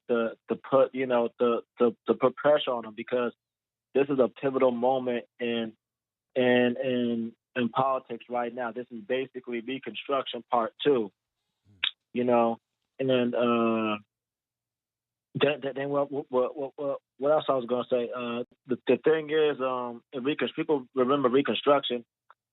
After enslavement, there was a period of time where black folk were gaining a lot of rights, where they were in political positions. And what happened was the Compromise of 1877, after President Ulysses Grant, when time was up, there was a compromise between the Democratic and Republican parties, in which the Republicans will give the Southern states back their power. They will give the Republicans the election if they give Democrats back their states' rights. So you're going to give a bunch of former slave owners their states' rights back? What laws do you think they're going to make? They're coming Jim Crow and things like that. So we have to be aware of these certain compromises that's happening in power. And one thing that Joe and by the way, the squad then needs to pressure them on Medicare for all. We might not get Medicare for all this time around, but we need to pressure them anyway. You know what I'm saying? We need to pressure something. HR 40, you know, for black folk, HR 40. Small businesses, dealing with climate change. People on the left need to come together and pressure, because all of our platforms, all your platforms, including you, Tim Black, and other ones, they need to come together, And I understand we all don't get along. I'm a socialist. I don't get along with other socialists at all. If you're a socialist, you don't get along. You know what I'm saying? Like, hey, Castro didn't get along with the Soviet Union all the time. You know what I mean? It just is what it is. But we all have a common thing. We all have a common thing. One is Medicare for all. One is not only ending police brutality, but eradicate poverty, not only in our communities, but across the United States, right? Right. And politically educating and empowering us about the 1%, about the neoliberals, and about these neoconservatives too. So we all have to come together. I understand. I really don't agree with Jimmy Dore has to say all the time. Hell no, I don't. But did he had a good point on pressuring or saying LC should pressure her platform to do a thing? Yeah. You know what I'm saying? Now, any beef between you and whoever, that's between y'all. None of my business. I pray that y'all hopefully one day, like Martin Luther King and Malcolm X, laugh about it, come together, whatever. You know what I'm saying? But all of us needs to not saying we all need to get along, but we all need to be in attack mode right now especially with this administration, especially the things they done in the past, especially how they did Bernie. I mean, in L.A., I'll tell you, in L.A., progressive, we ran this district attorney out. You know what I'm saying? We kicked that behind up out of there. We run, and we're gonna run the mayor out too. And so for everybody else, you know, on the left, we need to have all hands on deck in our community. You know what I'm saying? From the local to the federal to judicial. And one more thing I was gonna say. I said last time. Shoot, I was gonna ask you. Hello? Yeah, we're here. Hello, Mr. Black. Yeah. How can the left collaborate with certain parties that are not Democrat, like the Green Party and Peace and Freedom? How can they collaborate with those? How can we bring those entities together and not fall victim until being like, oh well, like let's say I'm criticizing Biden, like, oh well, you know, you're people gonna probably say, oh, you're a Trump supporter, or you're this, or you're that, using this talking point, that talking point. How can we not fall victim to that, and how can we collaborate with people who are not part of the parties like yourself? Like, how do I give a person like you the platform to talk to other people? Wow, man, that's a question, man. But look, Ralph, I don't know, man. How do you get people to? I bring people on my show. I don't know how would you institute that? But I supported the Green Party. So I met most of these people because we were supporting the Green Party. At least I was. So some of them weren't, but some of them were. So like this is you know, I don't know exactly. I don't know exactly how to answer your question. How do we work with other parties? Well, I support third parties. That's why I was a part of Movement for a People's Party.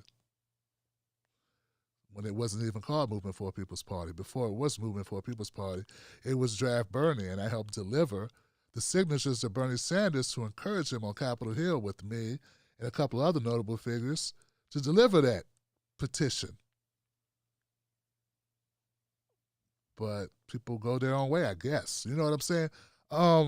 But if we all fight, we're all going to know each other because we all fight. Some of us are fighting for the same issues, I believe. So, I don't know. I leave that up to discussion by the rest of the squad, the rest of the people here who are calling in. So,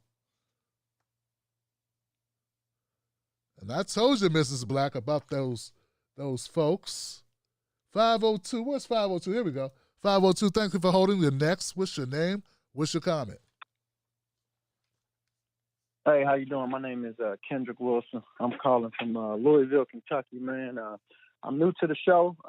I was actually at work. I work at Ford Motor Company on the assembly line and got to listen to your show. And I just wanted to call in and comment about some things, man, because it seemed like it's a show where y'all keep it real.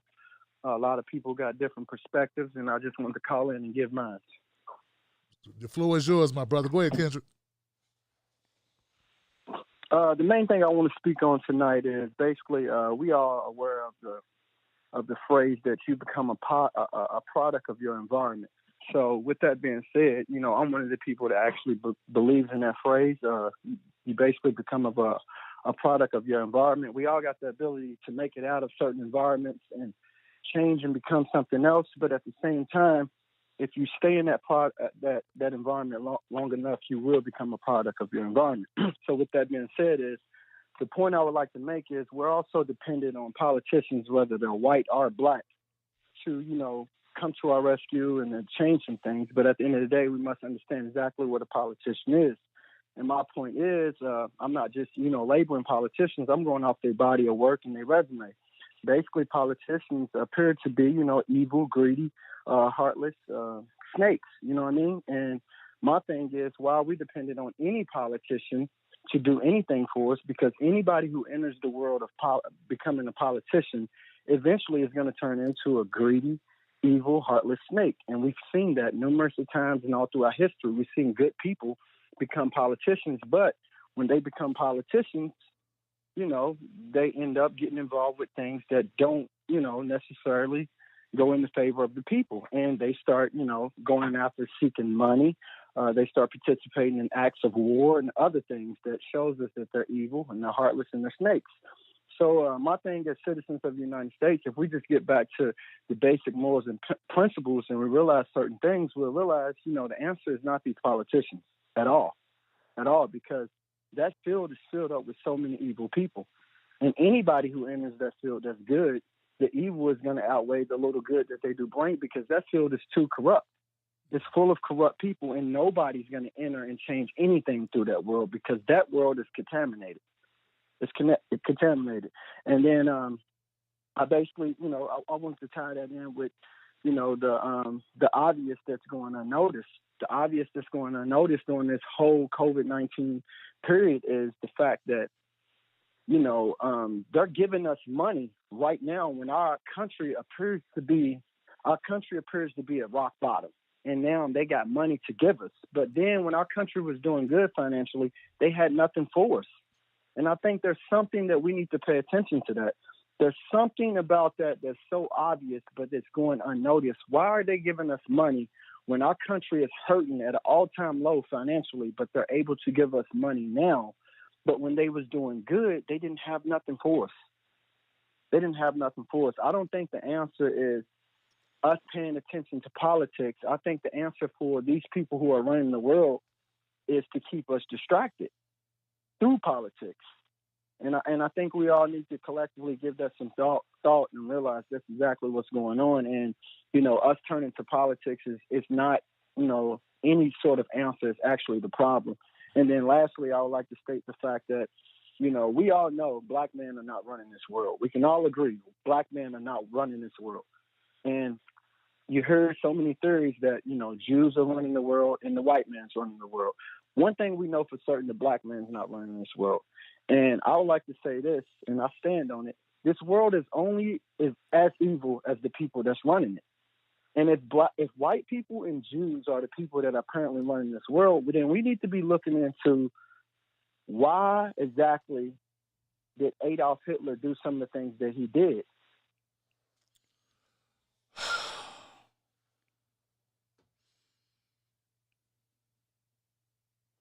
I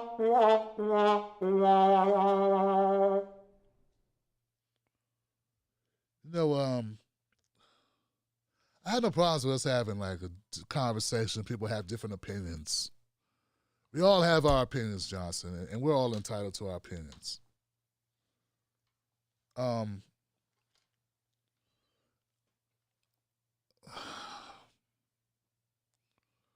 what the fuck, man? What the actual fucking fuck, man? And I'm sorry for people who have their kids watching. I'm sorry. Shut the front door. Listen, man, I'm not even going to entertain the question because I don't understand the question. But I knew it was going off the rails. The problem is not we pay attention to politics. That's not the problem. The problem is that we have money in politics. Too much money is in politics. It's corrupt. What's it for politics? There'd be no voting rights. None. What's it for politics? We still have 8-year-olds, 9-year-olds, and 10-year-olds working in factories, losing arms and limbs. Politics got that done. Politics ain't everything, but it's something. It's one part of the equation. I think where it becomes unhealthy is when we put all focus on politics and no focus on direct action, organizing, grassroots, or any of the other activities that are necessary. And media as well. I think all those pieces must work together. As we've seen it happen in other countries, when we apply the pressure all the way around, from inside, outside, and that's people in the streets, when all those come together, politicians are forced to do your bidding.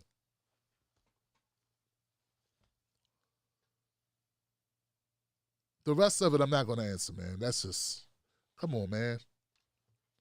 Black man don't run the country. Well, the black man run this channel, and you trying to get it shut down Start your own channel and make comments about Hit Dog, man. What's wrong with you? Fuck is wrong with you, man? So a black man don't run the country, and it ain't black people's fault. Therefore, I'm going to destroy this black man's platform by saying some shit that should get his channel taken offline. Because you know, I work at the Ford company. Fuck out of here, man.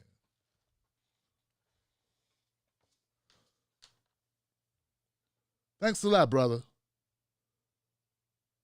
Speak your mind, man. That's hate speech, man. You get my channel shut down to say what? To say what? What you gonna do? What's the point of saying that? What's the direct action? What are people gonna do with that? Nothing. What does that do? How does that benefit the conversation? All right. I'm looking for 207. Did you 207 leave the building?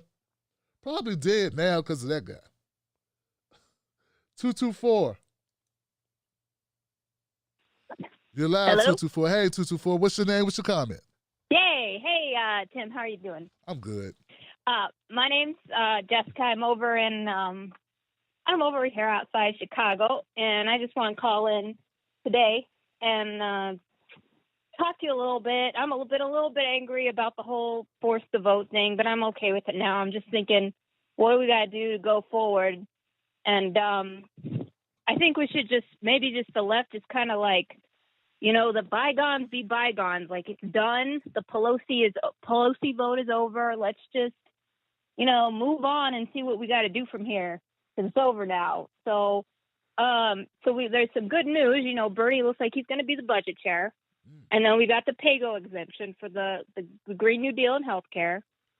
So what else do we have to do? Well, Jayapal is introducing her People's Agenda sometime next month, which will have an expansion of Medicare in it that will for emergency, it will be in the COVID part that will expand Medicare instantly to everyone that is not insured. So we can use that as a sort of a platform to like structure the rest of Medicare for All under. Like, it doesn't, you know, if we don't get the vote on it, it's for Medicare for All, you know, it's bad. But as long as we, you know, if we got something tangible, you know, we won't have that political capital of like not like getting that vote there and, you know, like protesting with it, making it real public. But if we at least get this, and it's got other things on it. There's like the climate part and the justice part and all this other stuff in it.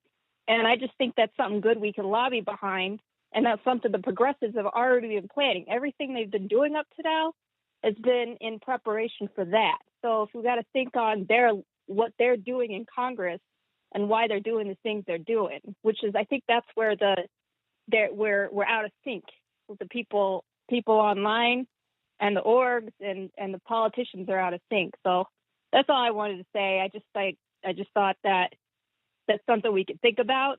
And I think communication needs to be better, but I just don't like people. I really, really am upset about people trashing the orgs. So the DSA and the national nurses, like, I don't like that at all. That needs to stop. So the people doing that, but I think it could be okay. We just got to figure out what's going on, you know? I do know, Jessica, and I want to thank you for the phone call, and I like your refreshing approach that says, okay, now what do we do? Now what do we do? What are some of the steps we can take now to make the situation better? And I agree.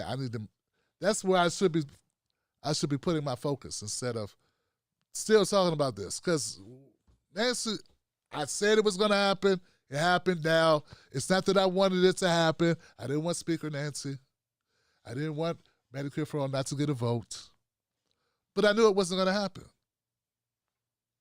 But now we're here. It didn't happen. Now what can we do? We're still where I was, like, what are we going to do now? And I think we got to come together and focus on the issues that we can start implementing. So let's do that, and let's have people a lot smarter than me lead this up. Let's get going, man. Let's sell the ideas. Let's get in the room. Let's get active. Let's do that. Let's move to that part of it, because it doesn't, at this point, the point is mute. Now what do we do? We're still where we at. We're still there. So nothing's gotten better. Not structurally better. So we still should be in the fight because we didn't get the thing we want for those people who, and let's move together forward. So thank you, Jessica, for trying to recalibrate this thing, because I think sometimes we got to reboot, man. I mean, I say this and some people don't take it seriously. We've been through a lot. Some of us, not even some of us, all of us have been through a lot, man. I mean, I don't know about you, but day in and day out, police shooting, police killing, George Floyd, Breonna Taylor, Ahmaud Arbery, Then we got pandemic, okay? Then we got, I'm not even counting the elections and all the turmoil that was. Depending on who you were, I don't think anybody watching this show was a supporter of Biden. So we all lost. Pandemic still going on. Unemployment, food scarcity. I mean, just name it, it's happening. People losing loved ones. I mean, and it's like, it's a perfect soup for the for what we have now, for where we at. It's the perfect soup, the perfect recipe, So we should look at each other a little bit as human beings and realize that. 213, you're live. What's your name? What's your comment? 213. Oh, hi, Tim. It's Chrissy from California. Hey, Chrissy. Hey. So I'm going to calm down because sometimes when I talk about this, I just notice I get all hyped up.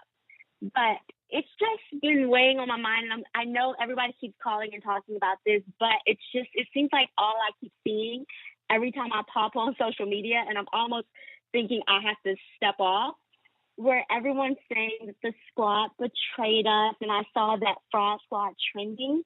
And I even got into some little debate because someone called Cori Bush an elitist after one day. And I guess I'm just going to piggyback off of what Chris and Christian said, is that people, I feel like they don't know how it works. And I remember, so in the part that where Cori Bush and all of them voted for Nancy Pelosi, it's like we forget that they actually have constituents. So it works against them it puts them in a bad place with their constituents, knowing they're going to lose and voting against her when everybody else voted for her. So there's so many other things that need to get done. And I don't want to just keep repeating what they say, but there are just so many other things that need to be done too. And so I just feel like I understand that people want Medicare for all. I do too.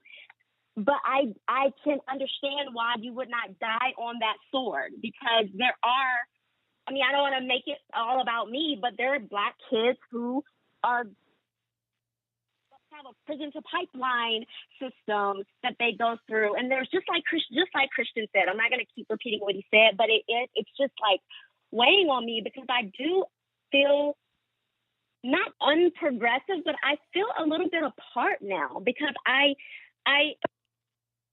make it a race thing, but it's a lot of people of color in the squad, and I feel like right now people want to blame them for a problem that was caused by years and years and years of people who have been in office creating a problem, and you want them to solve it your way right away, and that would be fine, but then to demonize them and call them traitors and say they're betraying us, and it's like, in the grand scheme of America, it's hurtful to me, because it's the thing that happens. It's like, blame the Black person for the issues that have not been caused people of color, And another thing that keeps going in my head is that, like, I'm from private sector, and there are so many practical solutions that people don't think about, because I know there's like 31 million people uninsured, but there's 34 million people in poverty. And I completely I want Medicare for all. I know it would change the game in this country. However, Medicaid covers people in poverty. Not to say that, the middle class doesn't matter, but, Medicaid doesn't cover my son getting shot by a cop because he is playing outside of our house and, it's a 9-year-old who looks like a 12-year-old and looks dangerous because he's a big guy, a big kid, but he's still a child. So that's what I'm saying. So, to me, I understand everybody has their issue, but I feel a little betrayed by the progressives because of the way they're demonizing the squad over this issue and then acting like the other issues that are happening to a large number of people as far as racism and this almost seems like a race war, what's going on. Not race war, but as far as just being targeted and it's seeing it so much, that not being as important. Thank you. I know I just keep going on and on, but I don't want to keep rambling, but you know what? Wait, one more thing. One more thing. The other thing is that this is sort of a separate topic. Is that how there's one thing that people keep saying, I'm switching topics completely, is that $2,600 thing that people have been talking about. And I will say, though, I know the Republicans made this argument just to they weren't being serious, but it was an interesting argument that no one has addressed. They were arguing over giving them $600 to $2,000, and I won't even go into how Kamala voted against her own bill. But everybody hasn't lost their job. I'll be honest, I haven't lost my job. I've been working from home. My income hasn't changed. So there's a lot of people who have not been affected financially. 90 seconds. And so you don't need 600. So I would rather you give, 2,000 to people who have lost their job or had their hours reduced. And I don't really understand. I haven't heard anyone have an argument for why you wouldn't just give more money to people who actually need it. And instead of people like me who my income has not changed. It's so I haven't heard anything, and I really 60 just don't even seconds. So I'm not going to keep going on and on. Thank you so much for listening to me ramble. I really love your show. Hey, thank you, thank you for calling up, and I definitely I appreciate you. Wow. Yeah, I don't have an argument for people who haven't lost any income getting a check. I can't. You're right. There is no argument for that that you can make to make that make sense, considering what the check is for. But I still believe since it's people who make a certain amount of money, right? So the amount of money that I think the ceiling was $75,000. So these people are not rich, right? So 10 seconds. I got a feeling they would spend it and put it back in the economy anyway, because they're not in the tax bracket of people. They would put it in the Cayman Islands. So if you already have a qualifier of $75,000 for an individual, $150,000 for a couple, even if they didn't lose their jobs, I think it's still going to stimulate the economy. They may buy different items. Maybe they don't need to go buy food, but they go buy that car they wanted to buy. And somehow that filters back into the economy. They may not go buy shoes for the child because their child ain't really running outside like that nowadays due to COVID precautions we must take. But then they went and buy, I don't know, a new refrigerator. I don't know, right? And then they donate the old one.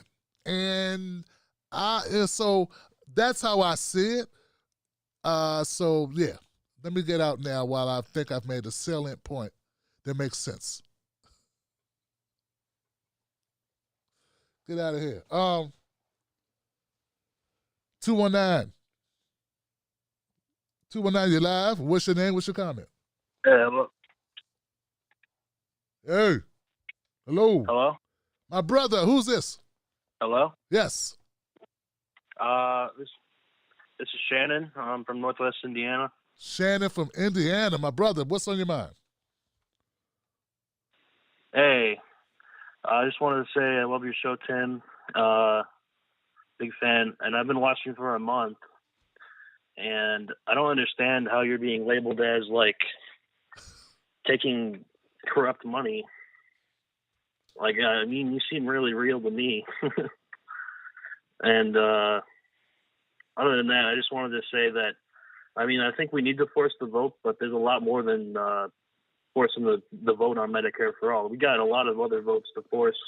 We got a lot of other campaigns to mount right now. We need police reform. We need Green New Deal. We need a lot of stuff done, and we can't get this stuff done if we keep dividing the left in the way that we're doing right now. Like, falsely accusing people like you of taking money from corrupting influences is ridiculous. We need everybody for this fight. And I think, other than electoral politics, as some other people have been pointing out tonight, we need like public pressure campaigns. We need marches. We need people showing up to Pelosi and McConnell's houses, outside of their houses. You know, we need public pressure right now. We need a lot. And we can't just put it all on the squad. We got a lot more to do than that. Yes, sir. Well, look, my brother. Thank you, Shannon, for the phone call. And, I agree. Hey, Shannon. So you saw a video where people said I was taking corrupt money or something? You don't have to name names. That's what I thought. Like Jimmy Dore called you out for. Did Jimmy Dore call you out? Yeah. For something you didn't do. Yeah, because I don't understand that at all. Okay. My bad. I was just making sure there's no new dirt out there. That's all. No new dirt. Okay, so that's old news, man. Yeah. But thank you. Brother. Thank you, Shannon, for the phone call, man. Peace to you out there in Indiana. Thanks for the solidarity. Yeah. I mean, it's just bad, man. Like, me and Jimmy haven't been cool since like the primaries. You know, so, but before then, we did shows together. So, you know, man, that's what I'm saying. A lot of it is old blood from a lot of disagreements, you know, back since the primaries, man. Some of it. And we may also have some disagreements about tactics now. You know? So anyway, there it is. But I love it. 352. I got 352 in the queue. You're now live, 352. What's your name? What's your comment? Tim, it's Gary down in the swamps of Gainesville. You hear me? Gary from Gainesville. Yes, I got you, brother. What's up? Hey, bro. All right. Well, I tuned in a little late tonight. I hope you got through the holidays all right. First of all, Merry Christmas, Happy New Year, and I wish you and your family the best this New Year. Thank you, brother. Thank you. You got that. And all right. So where are we at? Geez, there's so much going on, Tim. It seems like this. I mean, I'm 56. You're 50 something. We've been around for a while. We've seen a lot of shit in our life, haven't we? But it seems like this year is this is like something really different is going on. There's going to be some big changes this year. I mean, it took a virus for people to wake up, to take care of each other. You know, Tim, I mean, it took a virus for people to start thinking about maybe we should have Medicare for all. It took a virus for people to think maybe people should get have a fair wage to take care of themselves in case these catastrophes happen. I mean, the world has enough to battle every day in your life. You have to battle with just getting up out of bed, with your own personal physical illnesses and your own personal fucking problems. And then you got to battle fucking nature and hurricanes and freaking nor'easters and freaking virus. You're battling all these things in life that have nothing to do with people. And then people got to pile on top of it. You know, it's getting ridiculous. It's getting ridiculous. It's past ridiculous. But anyway, I don't want to get too emotional. What I love about you, Tim, is what you do. And you know what? I one time I said to you, I said, Tim, I think you scare people, you're intimidated, maybe you got to work on a little bit. Don't be. You know what, Tim? I take that back. sometimes you listen to yourself talk. I mean, we're not all perfect. Sometimes we say things at a time, and then you think about it, and you learn, and you grow from it. When I said you should, you know what, Tim? You need to be the way you are. You know, you need to be the way you are. You don't have to apologize to no one for fucking telling people how you feel. If you can't handle how someone feels, then don't ask the question or don't get involved in the conversation. But if you want to freaking know how someone feels, and then you don't like when they tell you the truth about how they feel, oh, you can't have it both ways. You can't have it both ways. You know, I'd rather someone tell me what they feel, and I disagree with them, and we go back and forth. I try to kind of get them to go my way. They try to be honest with you, Tim, and you're a smart man too.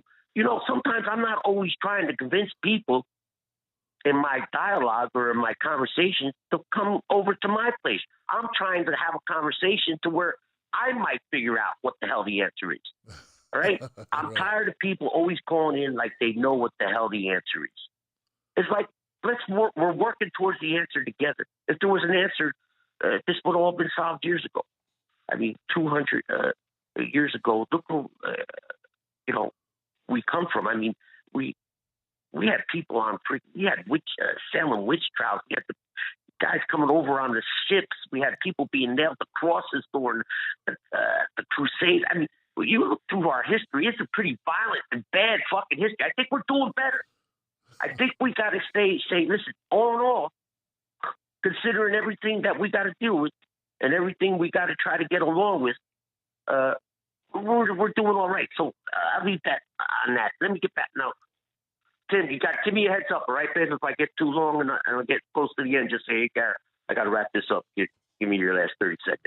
So anyway, because I can't look at the phone, I can't look at you while I'm talking. Because when I'm on the phone, I got to take the screen off, and I'm just talking to you on the cell phone. Like the guys are like, who are you talking to? I'm like talking to you right now, like I'm just having a phone conversation. I can't even see you right now while I'm talking. So you got to give me a heads up, like, all right? All right. So just let me know when I'm. So anyway, now let's get back. First, boom. I'll try to make bullet points. The Georgia thing, I thought was a bigger.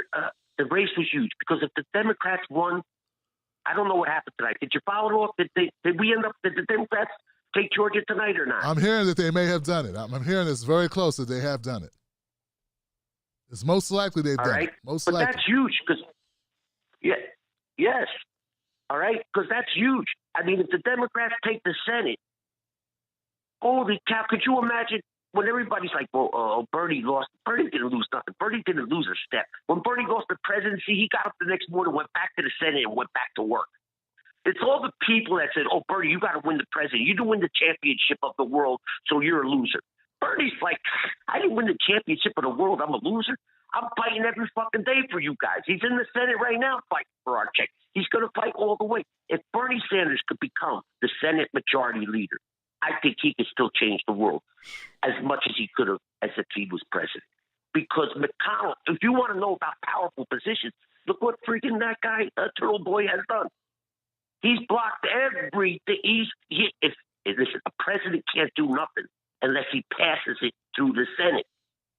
So when people think the president is the most powerful because he can override this, he can only do so much. The Senate has to go along with it. If the Senate goes along with, if you team up a Senate and a president, they're running off to the chart. Maybe that's why Bernie said, Joe's my friend. He knew down the road, I'm going to have to work with Joe.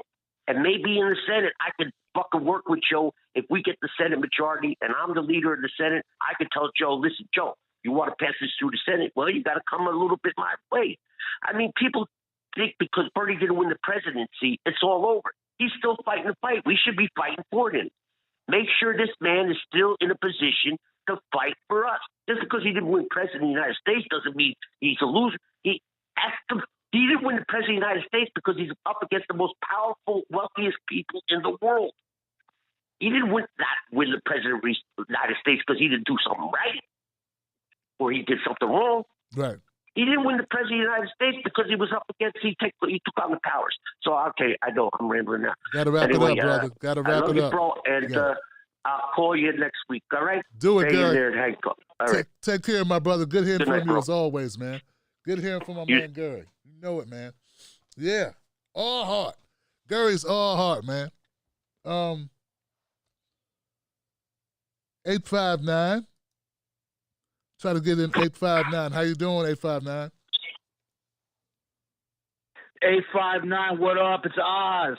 Oz, what's on your mind, I ain't Oz? talked to you in a while, man. What's happening? Man, I've been trying to get through for a minute, man. Hey, first of all, I've been on here for like an hour, but it's not time for the left and progressives to be dressing each other down like this, man. It's time for us to be lacing each other up, man. Oh. You know, I understand. I understand we got to hold the squad to the fire, but that's all we got to work with in this symbolic government. You know, the Justice Dems.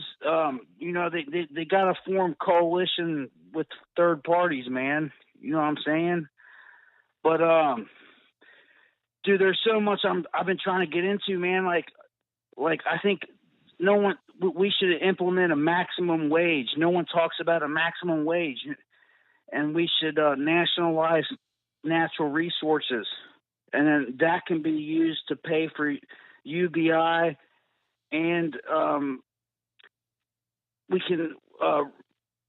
need to start and we need to talk about land reform as a means of reparations instead of just handing out cash, because everybody can get $2,000 and that's going to be gone and vanished within a week. But there's plenty of land for everybody. Anybody who's willing to work the land should have land. And that's one thing that no one ever talks about. But yeah, I'm sorry. I've been on hold for so long. I forgot what my point. Okay. No. Okay. Here's my point that I really wanted to get to. Okay. So I was watching the DC Trump, MAGA rally today. Right. And, I was watching it live streamed on YouTube by, I guess, Status Quo or something. But, it really hit me that, there was this particular speaker there that was from actually Redding, California, and he was speaking on behalf of Bethel Church, which is a crazy cult, man. I mean, they're Christian Dominionists. They have a manifesto online. They've taken over that entire town and county. It's a rural county in California, and they will this guy fell off a cliff, and they instead of calling the paramedics, they tried to pray him back to life, and that's their mentality, and that's just one aspect of MAGA, and you know it basically boiled down. MAGA is a coalition of cults because there's many cults that make up MAGA, and they span from Scientology, which I can prove to you. You can look this up. Scientology 100% behind Trump. They were 100% behind him. Both of their voting blocks supported Trump. So you got Scientology, you got Falun Gong and Epic Times, you got Unification Church, Sung Young Moon. You got all these crazy right wing groups. I mean, it is a coalition of cults that is like beyond. I mean, it's like MAGA is like the ultimate psyop. And it's frightening, man. Like, you know, my grandma died from corona on May 1st. Sorry to hear and I've got, she was 90 years old, and I got family. Most of my family are, down here in Kentucky. I lived in California, but I'm from here, and I moved back here. And people here, some people, they just don't believe it, man. Like, everybody knows somebody that's died from it, and they still, like, I understand no one wants to be told what to do, when it comes to the masks. Like, it's a natural reaction. Like, people will automatically, they just react to someone telling them to put something on their body. I'm not excusing it, but, and I don't agree with it. It's just some people just don't understand. And it's just, when I see people not wearing the mask, like, I don't say nothing because I don't want to start a fight. I don't want to tell anyone else and be authoritarian, but right. it's just crazy, you know. Yeah, brother. And all this has been I do believe all this has been weaponized against each other, and but when it boils back down to what's going on with Trump, man, it just, when I saw Alex Jones today singing "Quiet Riot" with this black preacher from this church in Reading, it's like how they're like the Proud Boys are using people of color and blacks as fodder, like they're recruiting them and they're brainwashed. They're like they're basically hitting them with anti-feminism and anti-communism, and they're disguising the white supremacy and cloaking that, and then brandishing them and using them as props. And that's exactly what I'm seeing. You know what I mean? And it's heavy, you know, because the Proud Boys, they're white supremacists, but they have, I call them egalitarian fascists because they're recruiting people of color and they're using them as poster people to represent fascism. A safe hiding mechanism, man. Which is yeah, man. Hey, before I split, I think that was AOC on her burner account a couple of calls ago calling in. I feel you, Oz, man. That's crazy, man. But hey, thank you, Oz, for the phone call, man. Yeah, man. I gotta admit, guys, there are times I felt like I was being used as a prop. No one talks about that. No one's, you know. But there was times I was like, you guys like me, or you just like what I represent? You know what I mean? Seriously, you know, and I'm not talking about my audience, not you guys, but I'm talking about some other people. I was like, do they really F with me? Do they really like me? Or do they like what I represent or what they look like when I'm in the picture? That makes sense? So I'm going to go to the next call, but I appreciate it. Just got to think about these things on a deeper level. Got to look at motives that people may have and what are you an instrument, or are you aiding in something uninitiated or unaware, unconsciously aiding in something that you wouldn't normally do? So just something to think about. 347, you're live. What's your name? What's your comment? Hey, it's Joe from Harlem. How you doing? Joe, what's up, man? What's going on, Joe? Good. I was listening to your callers, and you know, one thing somebody said is, what do we do going forward? And I thought that was a good point, because we can all sit here and complain and put our grievances out.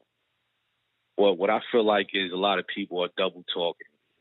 You know, a lot of people seem to have grievances, but they want to get closer to this elitism and this capitalism.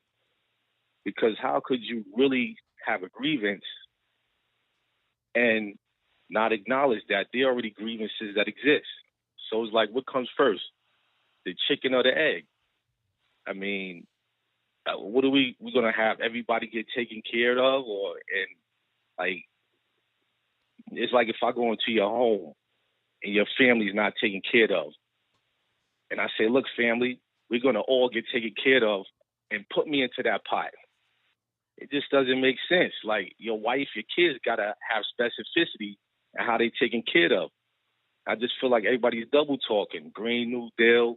I know a lot of people push back on me with the, say again? Answer something else, someone else's question. Okay. Thank you. No, I mean, a lot of people push back with me to Medicare for all. Right. I mean, Medicare for all, that's a basic human, you know, extension. Like, that shouldn't even be an argument. Like, you know, I'm not pushing back on Medicare for all.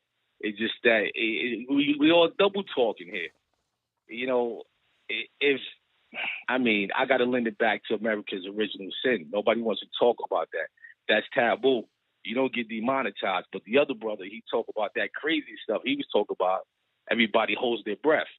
But there's original sin here, so we're not going to deal with that, but we're going to deal with everything else. You know, we all double talking here. Let's say we deal with everything else, but the original sin is not taken care of. what does everybody do? Everybody's happy now. Medicare for all, Green New Deal. Oh, but those guys, they get terrorized. They get shot up in the street. Don't worry about that. Nobody cares. This is double talk. I mean, I got friends who are so-called progressives, center-lefts, Southern Europeans. They here during the experience in America. They were with me with the anti-Trump. Oh, we got to get Trump out of here, all of this. And now they're talking about we had a protest in New York City, and some woman, she maimed all these people in the street with a car. And their pushback was, well, what if you were trying to get back to work? What if you were trying to get to and fro? And I'm like, what do you mean? This woman maimed people. She's a pathological maniac. So you're leveraging your ability to get to work to make resources. These people have a real grievance like that. People, I mean, I don't know your callers. I respect them, and I think they have genuine perspectives. But people are double talking. Well, you know, Joe. Anybody can, as you know, Joe. Anybody can call a show, even Joe. And Joe, even Joe, no, maybe I'm double talking. No. Well, look, you know, I respect the pushback. Last time I called, But Joe, let me say this. Told me I had Joe, an issue with a certain. Yeah. Let me ask you this question. I need you to answer for me because people were like, Tim, you should have asked Joe. You should have called Joe out. Okay, Joe, do you have a problem with LGBTQ people? I'm going to speak on that. There you go. And what I'm saying is I was so passionate about my position, and I choose to leverage someone else. And that was wrong. For that, I own that. But when I'm in my house and I'm not getting a piece of that big chicken, don't you come in here and talk to. It's like if I go into a town and a certain group of people who built that nation and they were subjugated because they were of a sexual orientation, and then I come in there and I say, look, I'm getting beat up because I'm whatever I am. It's kind of like I'm never recognizing what y'all going through. Like, y'all really going through something. I don't need to take the back burner, but I'm not even from America. I told you this last time. But I stand for the original fight. Like, my grandmother comes to America to get medical treatment. But I need to know why we don't have medical treatment in Central America. Are we not dealing with American foreign policy? I'm going to come here and just say for all. I mean, that was my statement before. And it's not to deflect for Medicaid for all. That's a natural human benevolency. You're supposed to do that. But it doesn't make sense for me to come here and just push that without recognizing, look, you're already terrorizing your own citizens. Nobody wants to deal with that. Now we're talking about DSA and Green Deal. Those are, we shouldn't be talking about that. But we're going to talk about aliens next. Even Trump said that. We're going to pay to the aliens. We're going to find another goalpost to push. You're coming into a terroristic environment. And nobody wants to identify that because everybody's double talking. They all want to benefit off of capitalism, free market, elitism. And they're not saying it. I mean, even the squad, all of these people, everybody's looking out for their bank, for their checkbook. And to your other caller, and I don't mean to challenge him, but he says nobody talks about land grants for reparations. King talked about that. They gave foreign immigrants land grants. Not only that, but they backed them with stimulus. And not only that, they backed them if they didn't produce. Like, people been having these conversations. And there's a lot of things I don't know, but that brother doesn't know that King talked about that outside of Have a Dream. But my original point is we're deflecting. Everybody's deflecting. We're pushing the goalposts. A lot of these people are so-called progressive. Once you put their back against the wall, they're going to say, well, I need to get to work, so I'm going to drive my car through these protesters. Or how about these Proud Boys that ripped the Black Lives Matter from the church? Like, that is a historical narrative in America. They bombed the churches in Alabama. Them little girls got killed. This Dylan Roof guy shot them up. We're deflected. Now you're going to come into a terroristic environment and talk about anti-terrorism. It doesn't make sense, man. I mean, who really benefits from Medicare for all? Poor people, right? Who's poor here? I mean, wealth is calcified amongst a certain group. Right. I want to say there's no poor white people, but by and large, they already have wealth to have Medicare or Medicaid or whatever the hell else. Who doesn't have Medicare insurance? It's those who's been terrorized for forever and those who's coming here looking for the benefit. The benefit is to come here. Now Gotcha. you need another benefit. All right, let's deal with the original chicken. But daddy's not giving the chicken, but you want a piece of it. Look, I've been starving. Mama been starving, and you want to get part of this plate? I mean, it doesn't make sense to me, Tim. I would like you to explain it because I listen to you. All right. Yeah.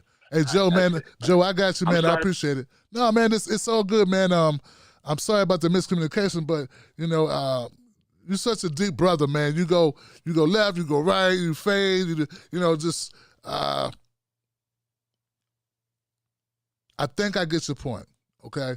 And I didn't call you up because I didn't feel that your intention I didn't feel was to say gay lives don't matter. I don't think that's what you were saying. You said the word weird and gay, and people just, you know, that's what they heard, and I didn't pick up on it when you said it because I didn't feel that's what you were trying to say, that you were trying to say that those people are weird, because it is, people are who they are. They love who they love. They do what they want to do. Why would a person who's focusing on human rights, you know, marginalize people who have different orientations, like, or whatever? I don't think so. So that's how I took it. Some people didn't. We addressed it. I see your point about healthcare, and it does benefit many people. And I think all of us agree, at least most of my audience. I think I could say for most of the audience, there's Tim Black supporters that are members of the Tim Black Wolfpack. We believe in universal healthcare, Medicare for all, and we feel like healthcare is a human right. Some of us disagree with some other things about that progression to get to that, but none of us are against it. And to gaslight and to make that an argument that some people don't want it, it's damn right. That I don't use this word often, but it's insulting to say people don't want something that they've lost family members or spouses behind not having. And you not to know them, and just to say you don't want it, you know, that's just horrible. So I'm gonna go to the next call, Joe. I appreciate you calling up. 319 if you're still hanging around. 319, you're live. What's your name? What's your comment?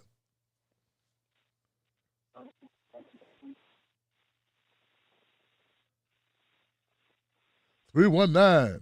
What's up? How you doing? Well, tonight turned into a long show. I didn't think it would. 319. I can't. Hello? Hey, yes. Hello.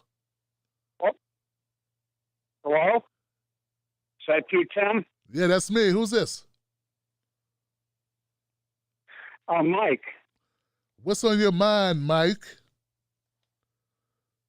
What happens to, actually today, if President Donald Trump, does a Russian President Boris Yeltsin and sends tanks to bombard the Congress? Say what? Well, I mean, you've had 10 secretaries of defense tell the Pentagon that their orders come from the Constitution, not the President of the United States. Okay. They swore their oaths to the Constitution. What happens if the President decides to send tanks against Congress because Boris Yeltsin, the Russian president, did that, 20-odd years ago? Well, look at what Trump's done. He tried to extort the Secretary of State of Georgia to giving 11,000 plus votes that he didn't get.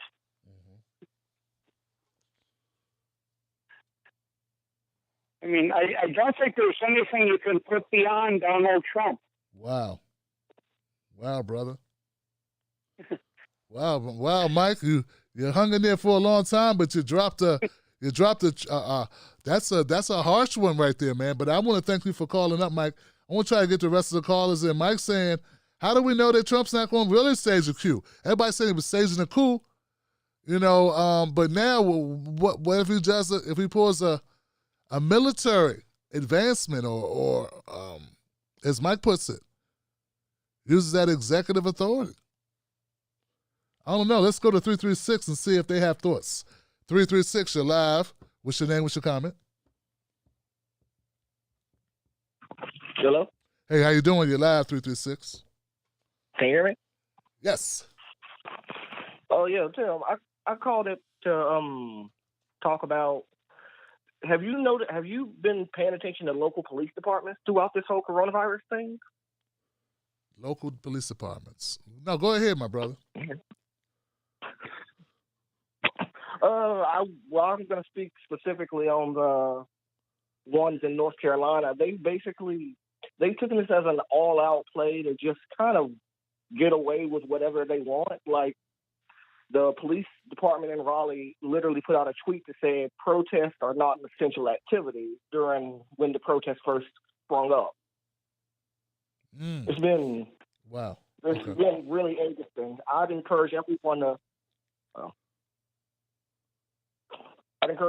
to go and maybe attend a local city hall meeting if it's virtual. Get more involved in your local community, because I know we're all depressed, but if we channel this energy into something, functional, we can end up in a better place. And that's all. Well, okay, brother. Wow, I haven't seen those tweets, man. That's interesting. I wouldn't be surprised if they're not using this as an opportunity, knowing the focus is elsewhere. Protesting is not an essential activity. It sounds like a veiled threat of people going to jail for protesting.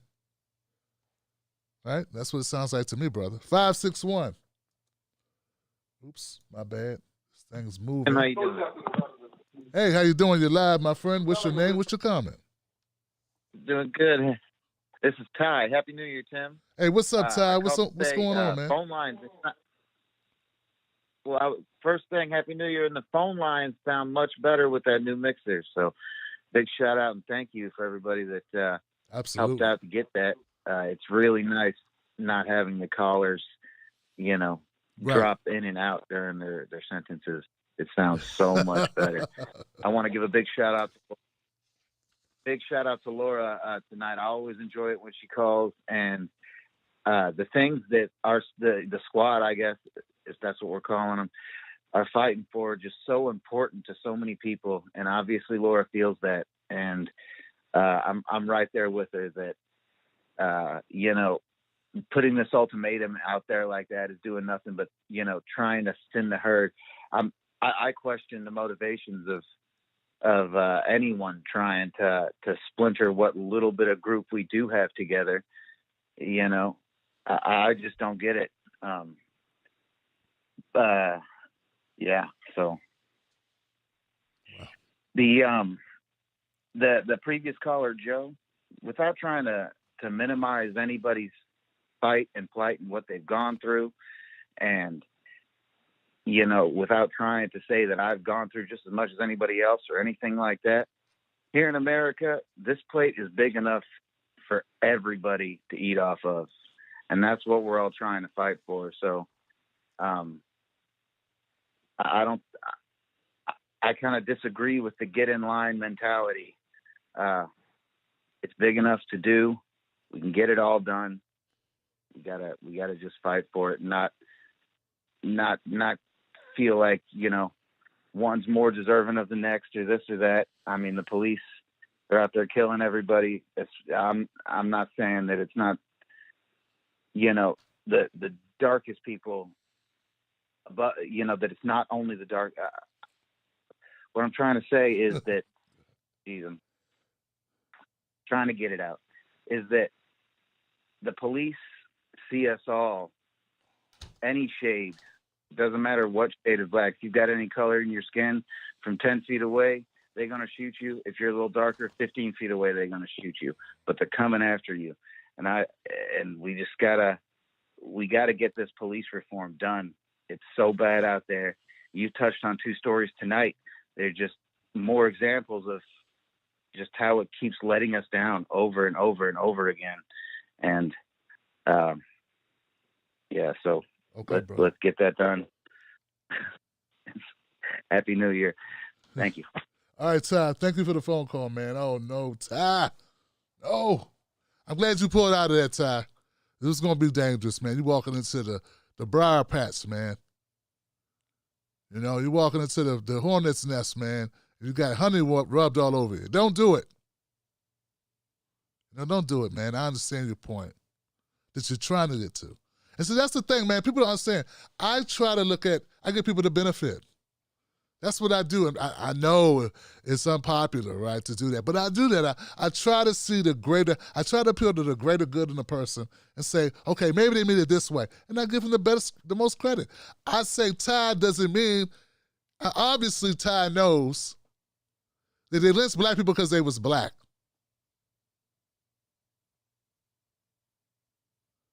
They may have lynched this white guy because he stole a horse or slept with someone's wife. They lynched the black guy because it was Sunday. And that Sunday's lynching day.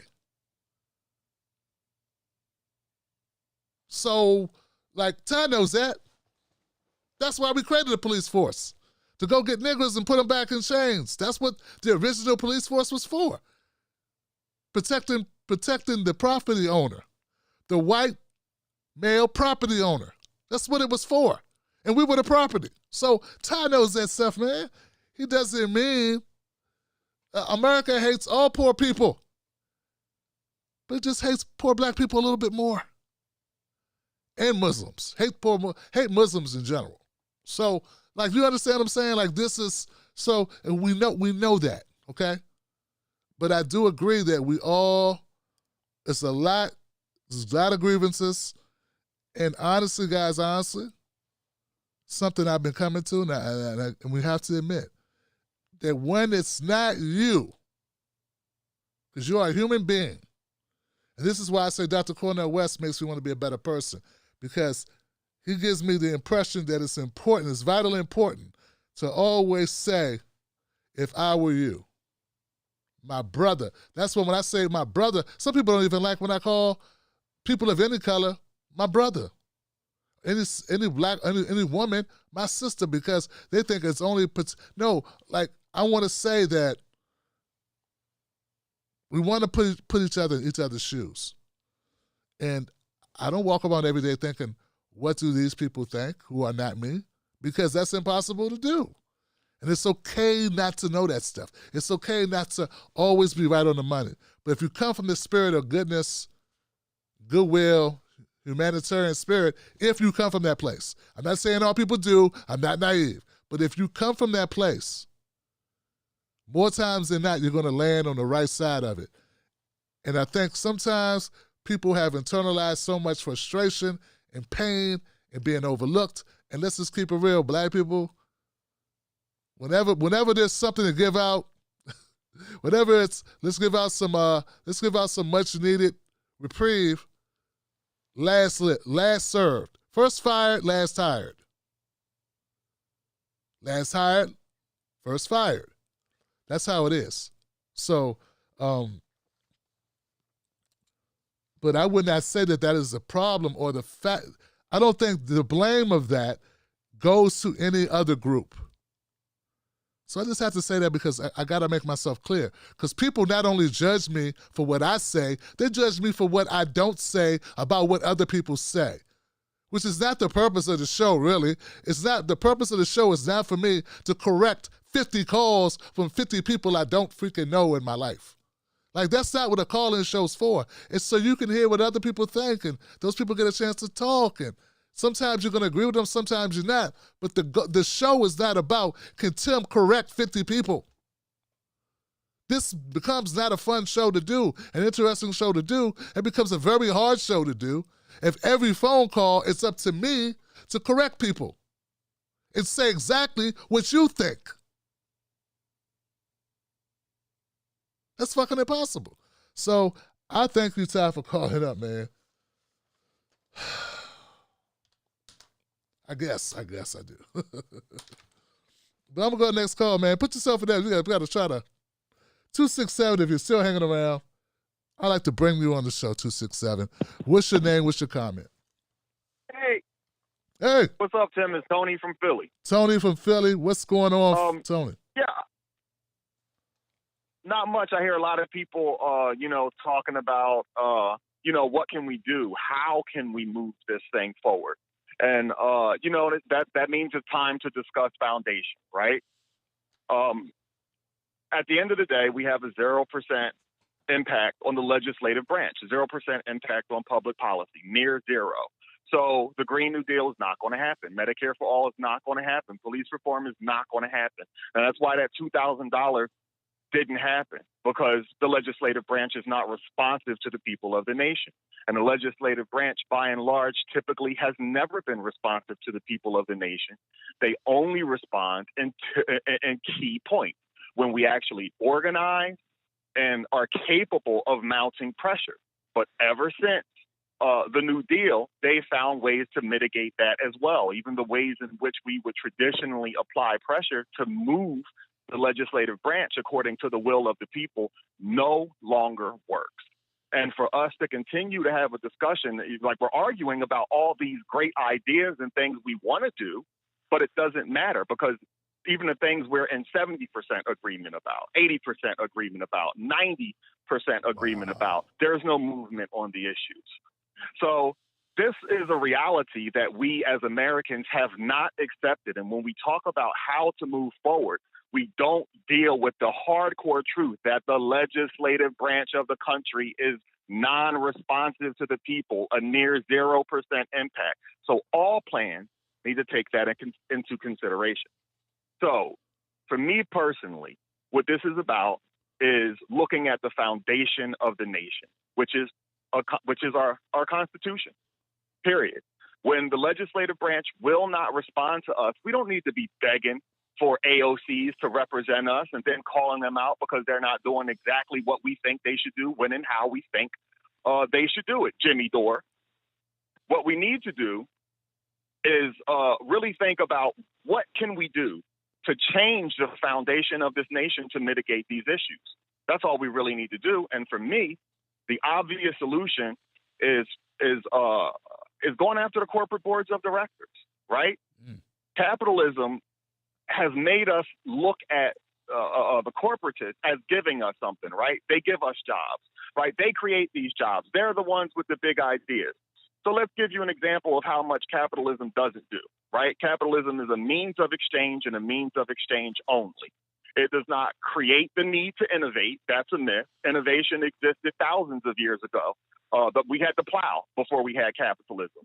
We had, the Romans built complex aqueduct systems. Actually, I feel like the Romans actually moved in on complex aqueduct systems that were present after the fall of the Turkish Empire, going back some 8,000 years. But that's neither here nor there. Innovation has always existed, and capitalism is only 150 years old. So clearly, it comes before capitalism. With that said, a concrete example is Henry Ford, right? Henry Ford had the idea for the automobile. It was a worthless idea. It had zero value.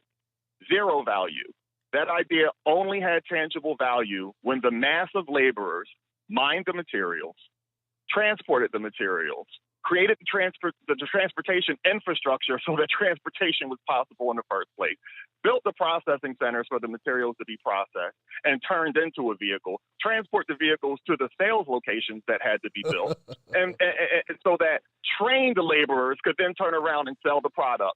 The laborers gave the idea tangible value. It was just a worthless idea in a sea of worthless ideas. There is no such thing as value in a single system that has ever existed in the history of humanity until you bring it to the mass of laborers. So I say all of this to point out the reality. The reality of the matter is that every single corporation that has existed and will ever exist exists for one reason and one reason only, because they had the ability to tap into a mass labor of people in a given location to give their ideas tangible value.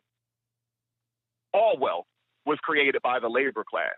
So instead of forming weak-ass unions, which is nothing but a response mechanism, excuse me, sir, I have some grievances, and if you could please hear me out, I would appreciate it, right? Get off your knees, Americans. Instead of looking for a weak-ass response mechanism, claim your power. Know the fact that That wealth only exists because of the ability of rich people to tap into the mass labor of the American citizen. Therefore, we are entitled to not just respond to the decisions that are made about profits that literally wouldn't exist without us. We are entitled to sit at the table and have equal decision-making power. And with that equal decision-making power, we will not choose to underpay ourselves. We will not choose to price gouge ourselves on health care. We will not choose to destroy our environment. We will not choose to give ourselves unfair working conditions.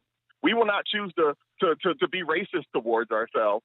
We would have the power, not looking for representatives to represent us. We wouldn't even have to get to Congress because Congress responds to the people.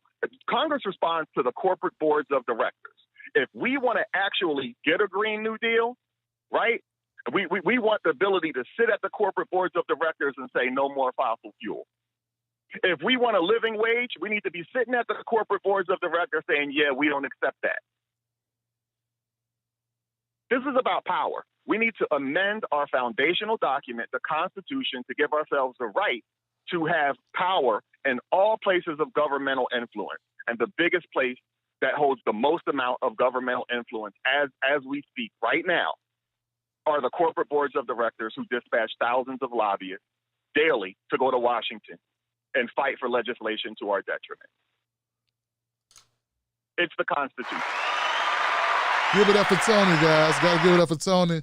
Once again, Tony from Philly calls in and drops the hammer down. Got to leave it there, though, Tony, but I appreciate you, my friend. And what a comment and a way to look at it. And a very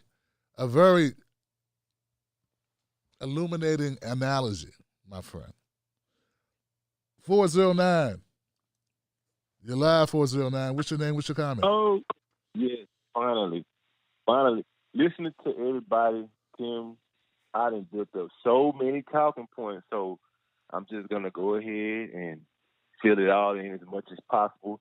I see how you maybe had given Joe a lot of time because I think deep down inside, Tim, you do understand Joe, but, you know, the platform and people, how so much they're pussies nowadays, they can't take that shit, you know what I'm saying? So you got to, because of your platform and what you built, you do have to have it come out a certain way. And Joe, Linda, and Tony, like, you guys are the highlights of tonight. I just want to say that if y'all listening now, Tim, last time we spoke, we were talking about my people in Beaumont, Texas receiving the stimulus.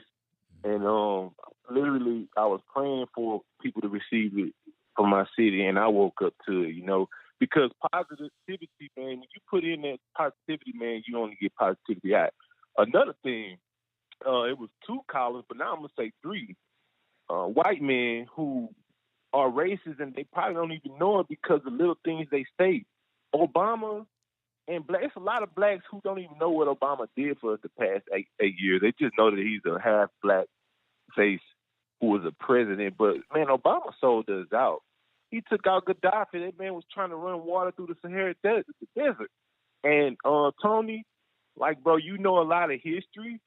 Like you say, we need to take our government back. The government was created as a structure, but we have certain people that are in the government that, like, the corporate who's sending these lobbyists, like, that's who we need to get out of there, you know? We need to get these lobbyists and we get these corporate people out of there. You're right, and I don't understand government fully like that, but I know Bill Clinton 1994 crime bill because I was affected by it. Yeah, my people sold crack cocaine because they was left like a dog against the wall. You're going to only survive, like, you know what I'm saying? Like, I had ATF break into my people's house because they smoking crack, they selling crack and prostituting, and unfortunately my mom was in jail because of crack, and or some other shit that I'm just starting to realize when we talk now. I don't hold back anymore, but I had ATF put ARs to my face, and I'm 8 years old looking down the barrel. I wasn't afraid, but I just didn't understand, and they asked me for ID. And I'm like, I'm only 8 years old, and they looking at each other like, what? Are you only 8? You know how many people died because of that? The little girl because of a botch. Look at Corey not Corey, Breonna Taylor, man, so many people before there was TVs and cameras and stuff. Like back in the day, they used to do it and say, "Oh, I fear for my life," and they'll beat the case. Joe, bro, stay passionate with because what you're saying is right. But we just gotta watch how we say it on certain platforms because people will get dismissed quick and that's why people. Why you allow that? I think Tim allowed it because he understands. He only allows so much though because he has a platform for everybody. The one guy who was mentioning like police, they after everyone. Yeah, they got a sense of aggression towards everyone. But man, you got black people who've been terrorized, who've been traumatized, they never had run-ins with the cops, but seen it or heard stories or know how they look at us and treat us because they don't like us. They don't like educated black men. I've been pulled over and was nice, and I don't need to show my ID. Well, yeah, you better get out the car, and I had to use Corona to, my mind, like, man, I got Corona, and these motherfuckers like, get the fuck out of here, throw my ID at me. Man, they could have beat me up. I went to jail in front of my house, and they told my truck saying that because I ain't had no license insurance and it was running. Like, they told my truck took me to jail for failure to ID. Like, that's some dickhead shit cops do to people when they don't give a fuck about you. I'm still paying that out. They would never do that to people in the West End of Beaumont, Texas. You know what I'm saying? Just like Dr. Dre, he's a billionaire. They thought that man was somebody else. Like, they would have known that was Dr. Dre. They probably would have never done it. They would have known his network, but because they didn't know or care, they treated that man like, and it happens. So it was three guys you want to mention, like, why do they like Obama? And well, that's a form of racism because you're ignorant. A lot of black people don't know about Obama. A lot of black people do. And a lot of black people do call out Obama. Tim, you call out Obama. You're smart. That's why your platform, I listen to it a lot. Let me say some more. I know I'm about to have my short time. The Sinclair talk, that dude, he's a privileged guy. You know what I'm saying? Because you got to understand, Corey was just last year in BLM marches in the hood. Now she's in Congress, and you expect for her to that's privilege, man. Because that woman, because you got to understand, Nancy Pelosi, they could have been, we want this, or we won't vote for you, and she still won, and it would have gotten nowhere, or they were like, okay, Nancy, we're gonna vote for you, but take a look at this. You know what I'm saying? Like, and Bernie Sanders, bro, that dude is old. He still fighting for the people. And like you said, somebody's mentioned, he know he got to work with Joe. So Joe is my friend, man. It's all a mind game too. Don't forget that reverse psychology dude from Breaking Bad had people off on their own selves. Like the time when that woman had drank the rose and thinking it was just a sativa drink. It was a mind game he played on those people to, get the leverage on it. He didn't have to go and do it himself. So, you got to understand black people in America have been traumatized. Slavery traumatized us still to this day. Police. Lynching was legal all the way to 1983. I mean, they killing kids. Look at Tamir Rice. And, bro, I don't have no history. A cop get behind me like, damn, like, okay, I know I got to at least play this off, and be cool. Sometimes I run in with cool cops where I had a gun and I let them know. And they be like, let me just check your name. And they'll run in after 10, 15 minutes, they'll let me go to where, like I said, I had to run in with a cop. She came looking for someone else, but because she heard it was a black tall man, she didn't care. Somebody was going to jail. And unfortunately, I did go to jail, and the guy who was supposed to go to jail was creating domestic violence and was still doing the shit. And, and I'm paying for it now because a lot of police officers they're white people. And you got to understand, I come from Beaumont, Texas. This is 30 minutes from Jasper, Texas, Jamesburg, where they drugged a man. Look up Alpha Wright, 2014. Cornell X went out there. You know why? Because the sheriff killed that man, and he try to help find, quote unquote, find his body, and said the animals got up. Man, Vidor, Texas. The little kid found cut in half. You know what I'm saying? And come to find out, he was leaving the party drunk, and a group of teens seen him and hit him, and he hit the train and split him. Man, where I come from, man, racism is natural and not sensitive. I sense it when it's not being recognized and when you're openly being racist. That's why I ain't gonna lie. I voted for Trump the first time because I wanted to be a statistic, not because I believe in Trump, not because I believe in what he say. I knew Hillary Clinton and I knew her husband used black people to support their prison labor in the stock market in the prison.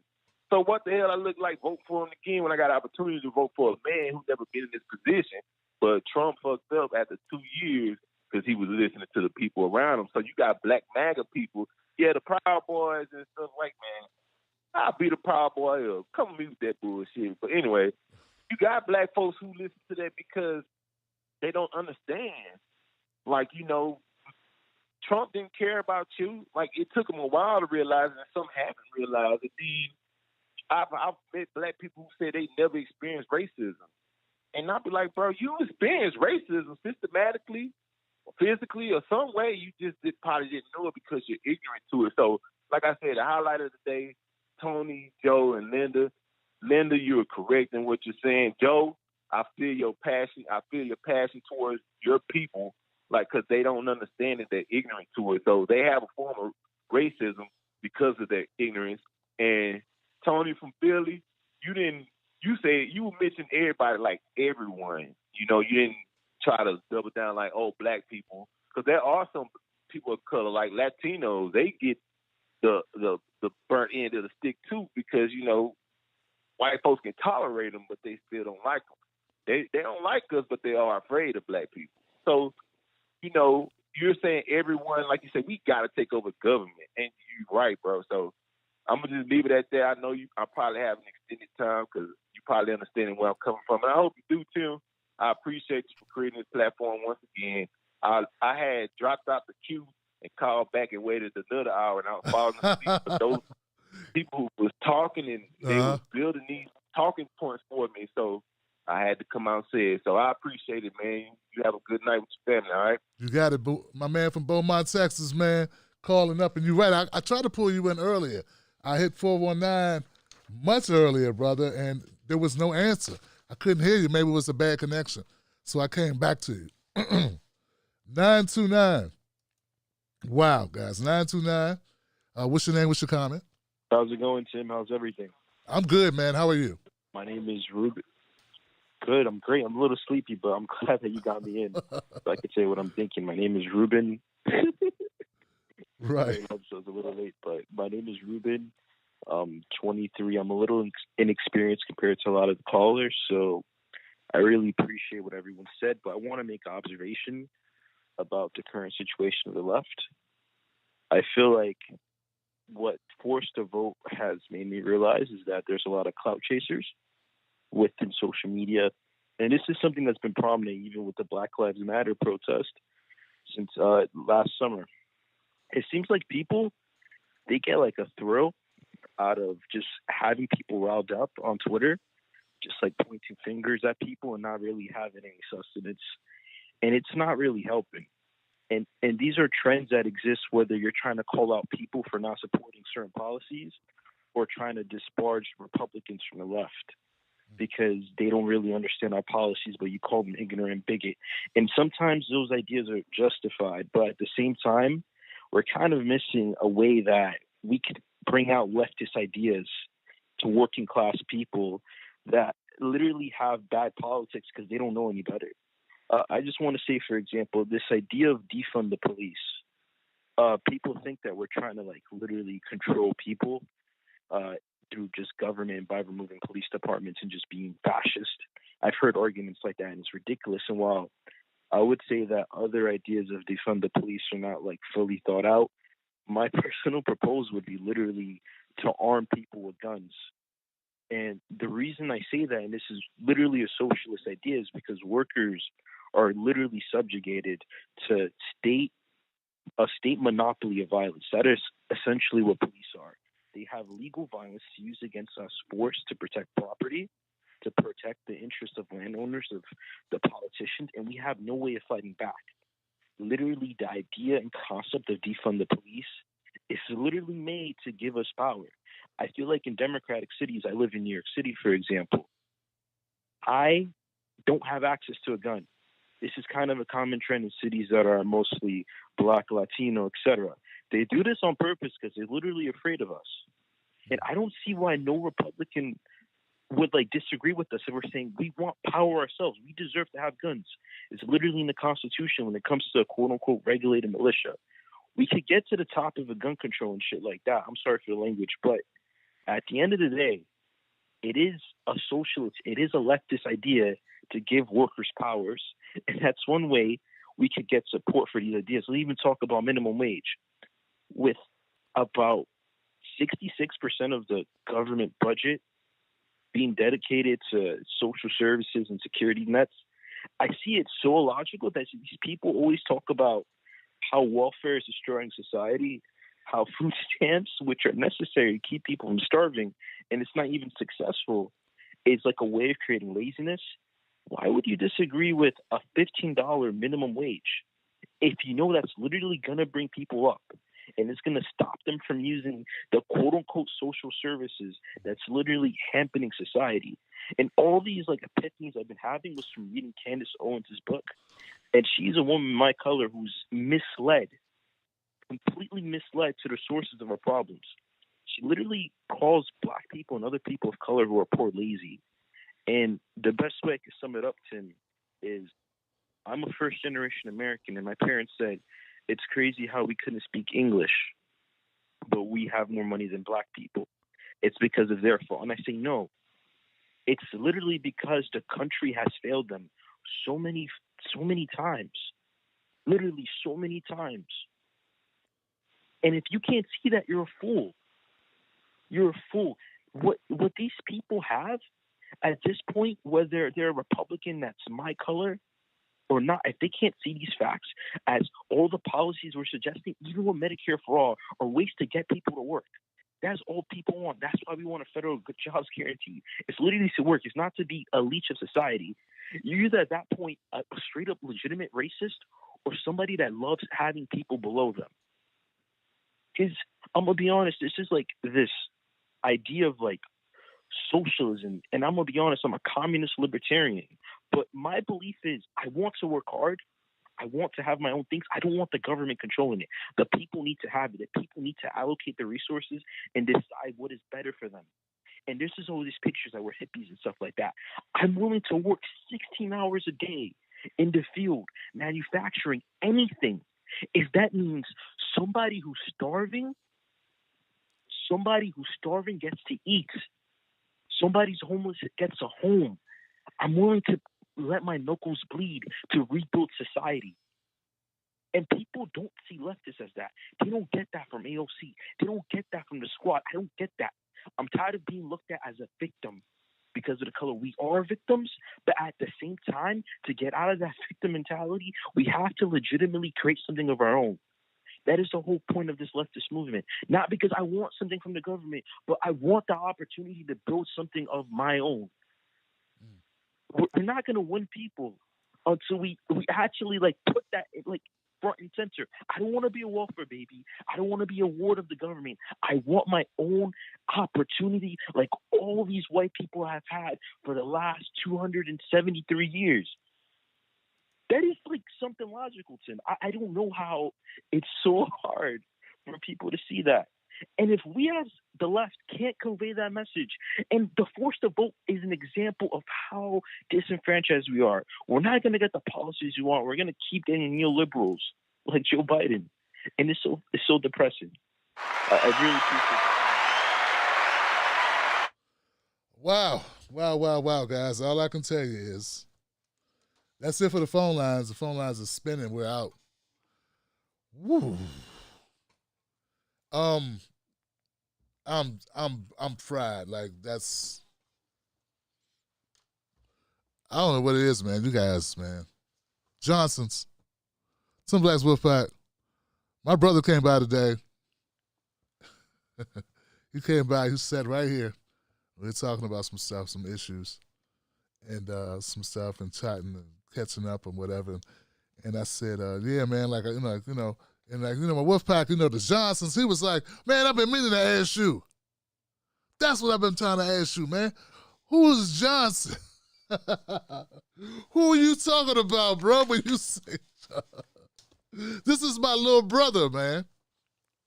So I told him, man, we're all Johnsons, man. It's just a way it's a slang for my community.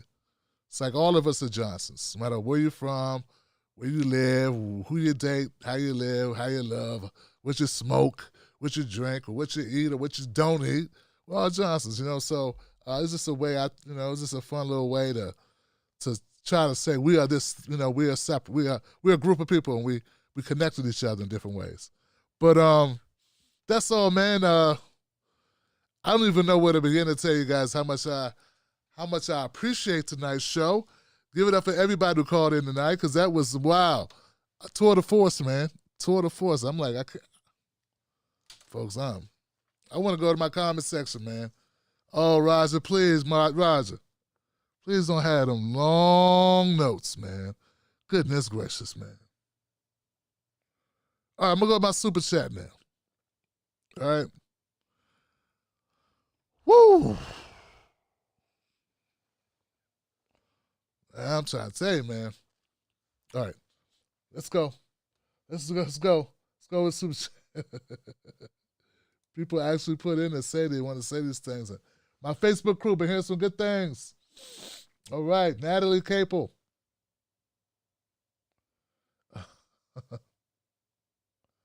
Wow. Oh gosh, this is crazy. Okay, thank you all my people on Facebook who had who were gracious and shared the show.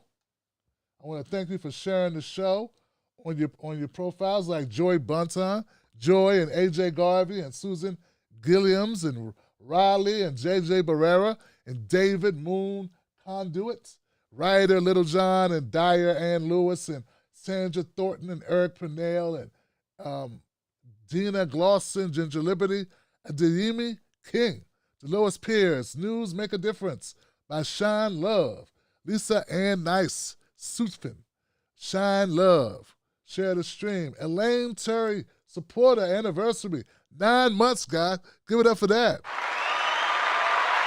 9 months of support of the show, man. Any more of those? That's amazing. I'm glad Facebook puts that in here, man, where it actually says that. All right, so now let me go to YouTube. I got any comments from my viewers? Let's see what we got here. What we got in the crew, the Wolfpacks. Roger Meadows, stress on losing millions in a divorce can take its toll. Get well, Dr. Dre. Well, this time, Dims can blame Mansion and Cinema. I was thinking the same thing. In fact, it's crazy, Roger. In my conversation with the video, the interview you'll see tomorrow, if you watch my full interview with Jeff Cohen and Norman Solomon of Roots Action, you'll hear me bring that up about Mansion. I forgot about Cinema. Roger says Joe can't get Medicare for all via executive order using Libby, the MT model. Music is life. Keep speaking truth. Voices like yours are needed. Black media is needed. We got you. I appreciate it. I'm going to hold you accountable to that, because I'm telling you, man, it's tough out here for a brother. It's tough out here for a brother. But, you know, the Wolfpack, they be holding me up, man. I got the Tim Black Wolfpack, and the Tim Black Wolfpack work together like magic. What's up? Tony D in the house. What's up, Tony? Sheldon Hughes in the house. Thank you. Roger Meadows says Wisconsin should pass the law shifting burden from district attorneys to attorney generals, with the attorney general deputizing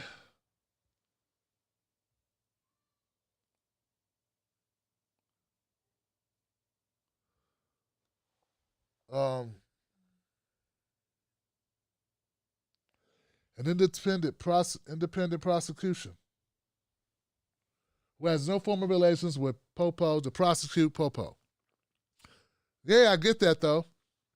I guess I'll just slow down. I try to read it so fast. Yeah, they should.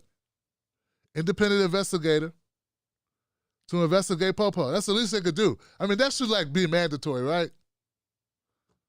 Roger says, let money for lawsuits against police departments come out of pensions or force the police departments to use liability insurance to cover up their own lawsuits. Give it up for that. Big Rush in the house. Big Rush gated the show, man. What's up, Big Rush? And he called in. He said, force the vote was a good idea. AOC tweets contradictory messaging. No one asking for change overnight, but at least show you're defending those who put you in power.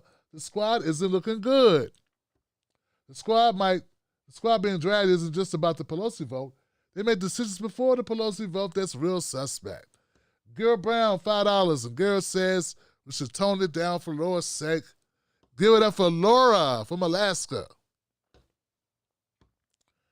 DJ Cheesehead. DJ Cheesehead in the house. We need a legitimate leader on the left. The fractured nature of the left is due to the clout chasers on social media. People love money off of beef. It does attract a lot of attention, Johnson. It does.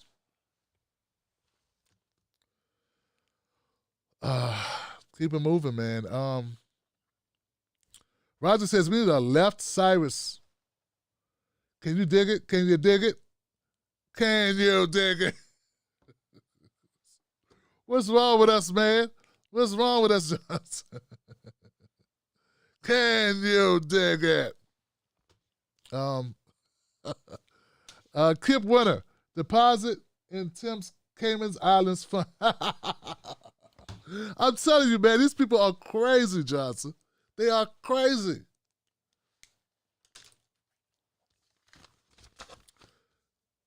These people are, I'm just going to keep it moving. We don't talk about that. But thank you, Kip. I appreciate it.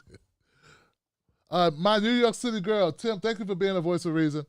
These last few days have been tough. We are lucky to have you fighting for progressive values. I try my best.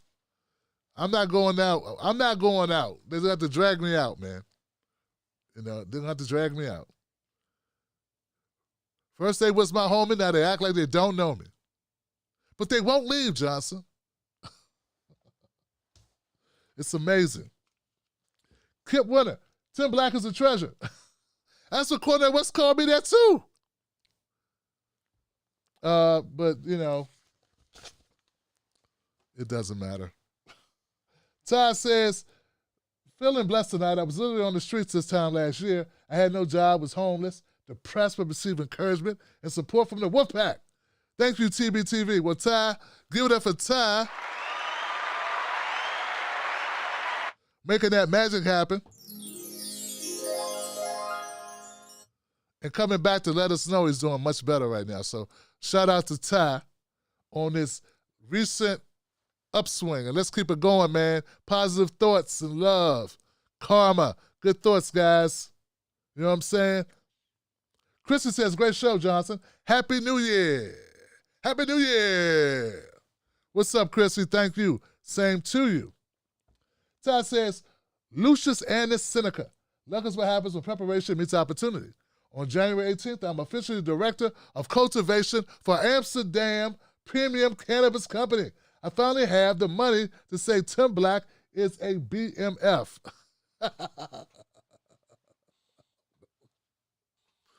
BMF, isn't that the Rick Ross gang?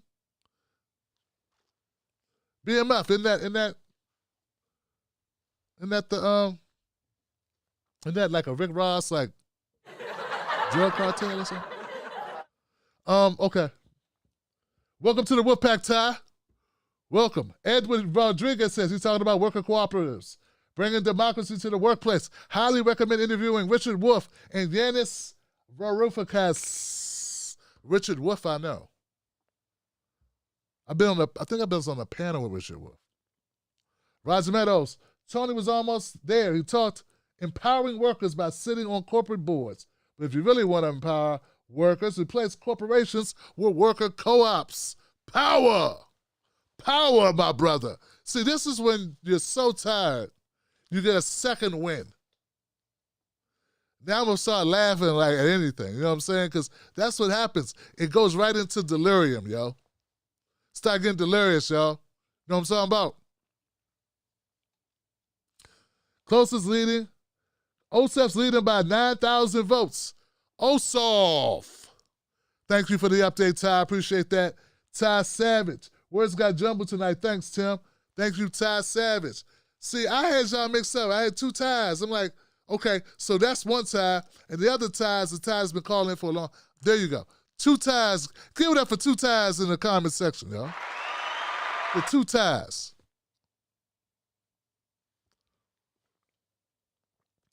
We got a lot of people commenting tonight, man. That's what's up. It's okay, Ty. I know how it is, man. That's why I did not. You see, man, I had your back, Ty. Ty Savage, I had your back. I was like, hold on. Ty don't mean this. Because we had this conversation. Robin, hug your Happy New Year. Hug your Happy New Year. Ramona, my sister, what's up, Ramona? Ramona, thank you for supporting this show so much all this time. Ramona's another, she's one of those members who've always held it down. Her and like so many other members who always give graciously to the show. Thank you, sister. You take care of yourself, Tim, and all the other Johnsons. Do the same. Dallas Taylor, my brother's in the house. DT? DT says, can we get a check on the Georgia Senate race? There it is, man. I think Warnock's comfortably in the lead, and I think Ossoff has got a little lead. So, you know, it's looking like it might happen. And why are we happy about that? It's not because I love Jon Ossoff. It's not because I can't wait to go to the Raphael Warnock Presbyterian Church or whatever it is. It's because I want Joe Biden not to have no damn excuses.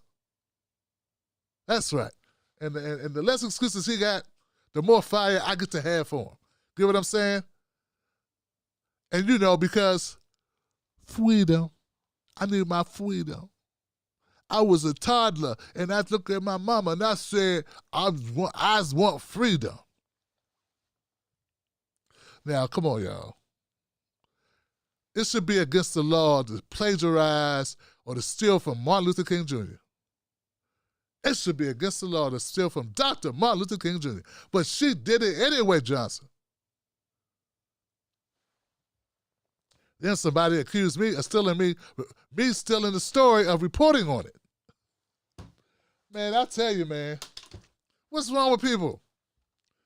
I tell you, man, they be tripping without the benefit of a car, a plane ticket, or even shoelaces.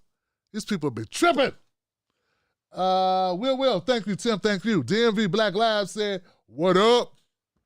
I know I say it every time, bro. Just keep it moving. Keep it moving. You know what's up. Cinnamon Complex. My sister Cinnamon Complex has come back to shine her gloriousness. Sprinkle some cinnamon on you. I used to say sprinkle facts on you. Cinnamon, sprinkle cinnamon on it. Make it a little bit sweeter. But you know what they say about cinnamon? Don't inhale it. Be like Bill Clinton, don't inhale. All right, guys, check this out, guys. Great show tonight. Great show tonight. Was it a perfect show? Hell no. Hell no. But it was a real show. And you know what? We ain't perfect.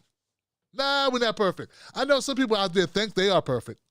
Or that they have perfect ideas. Or they're on the perfect side. When that don't exist, man, we're all works in progress. All of us are a work in progress. So let's continue that progress as one, as best we can. Supporting one another. And I know what goes on other places. My goal is to make this place a little different. I know I'm operating in a world that's full of toxicity, bigotry, misogyny, homophobia, xenophobia, transphobia. But I want to make this place a little different. Where we see each other as Johnsons and we focus on the damn problems. Problems here. Let's focus on the problems. That's all. Little something. I know it's asking a lot. But damn it, if I've been working on this for the better part of 10 years.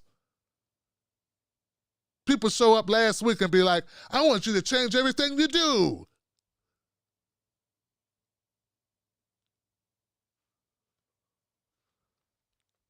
go to hell.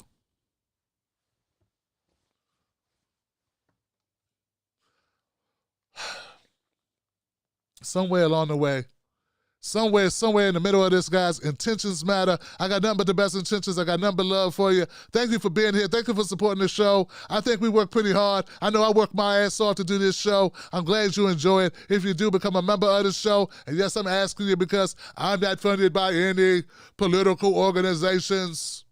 I am not funded by the RNC, the GNC, the DNC, the GOP, or the UPS, or ESP, or ESPN, or PSYOPs, or COINTELPRO, or FBI, CIA, or Alex Jones, InfoWars, or anything. Any acronyms. I'm not funded by acronyms. I'm funded by humans who don't do ad hominems. All right, guys, that's it. I'm done. See, I got silly, man, because I'm telling you, I'm tired. I'm so tired, I'm leaving the R off it. I'm tired. I'm not tired. I'm tired. I'm Bernie Mac. I'm never saying you, mother. I ain't scared of you, mother. But I am tired, though. I told you I'm tired. I'm tall. I'm tall as this wall. I'm blessed. All right, guys, I'm gone. I'll see you soon. Real Tim Black, Facebook, Twitter. Tim Black at Night, Instagram. Follow me there. Please follow me on Instagram. What is this? I can't crack 10,000 on Instagram, but I got 140,000 followers on Facebook. You guys are not communicating. They're owned by the same country. The same company owns them. How am I have 140,000 followers on Facebook and can't get 10,000 on Instagram? What's wrong? So if you got an Instagram account, please follow me. That's what I'm saying. That's all I'm saying. Can we make some noise on that platform? It's not as toxic as Twitter gets.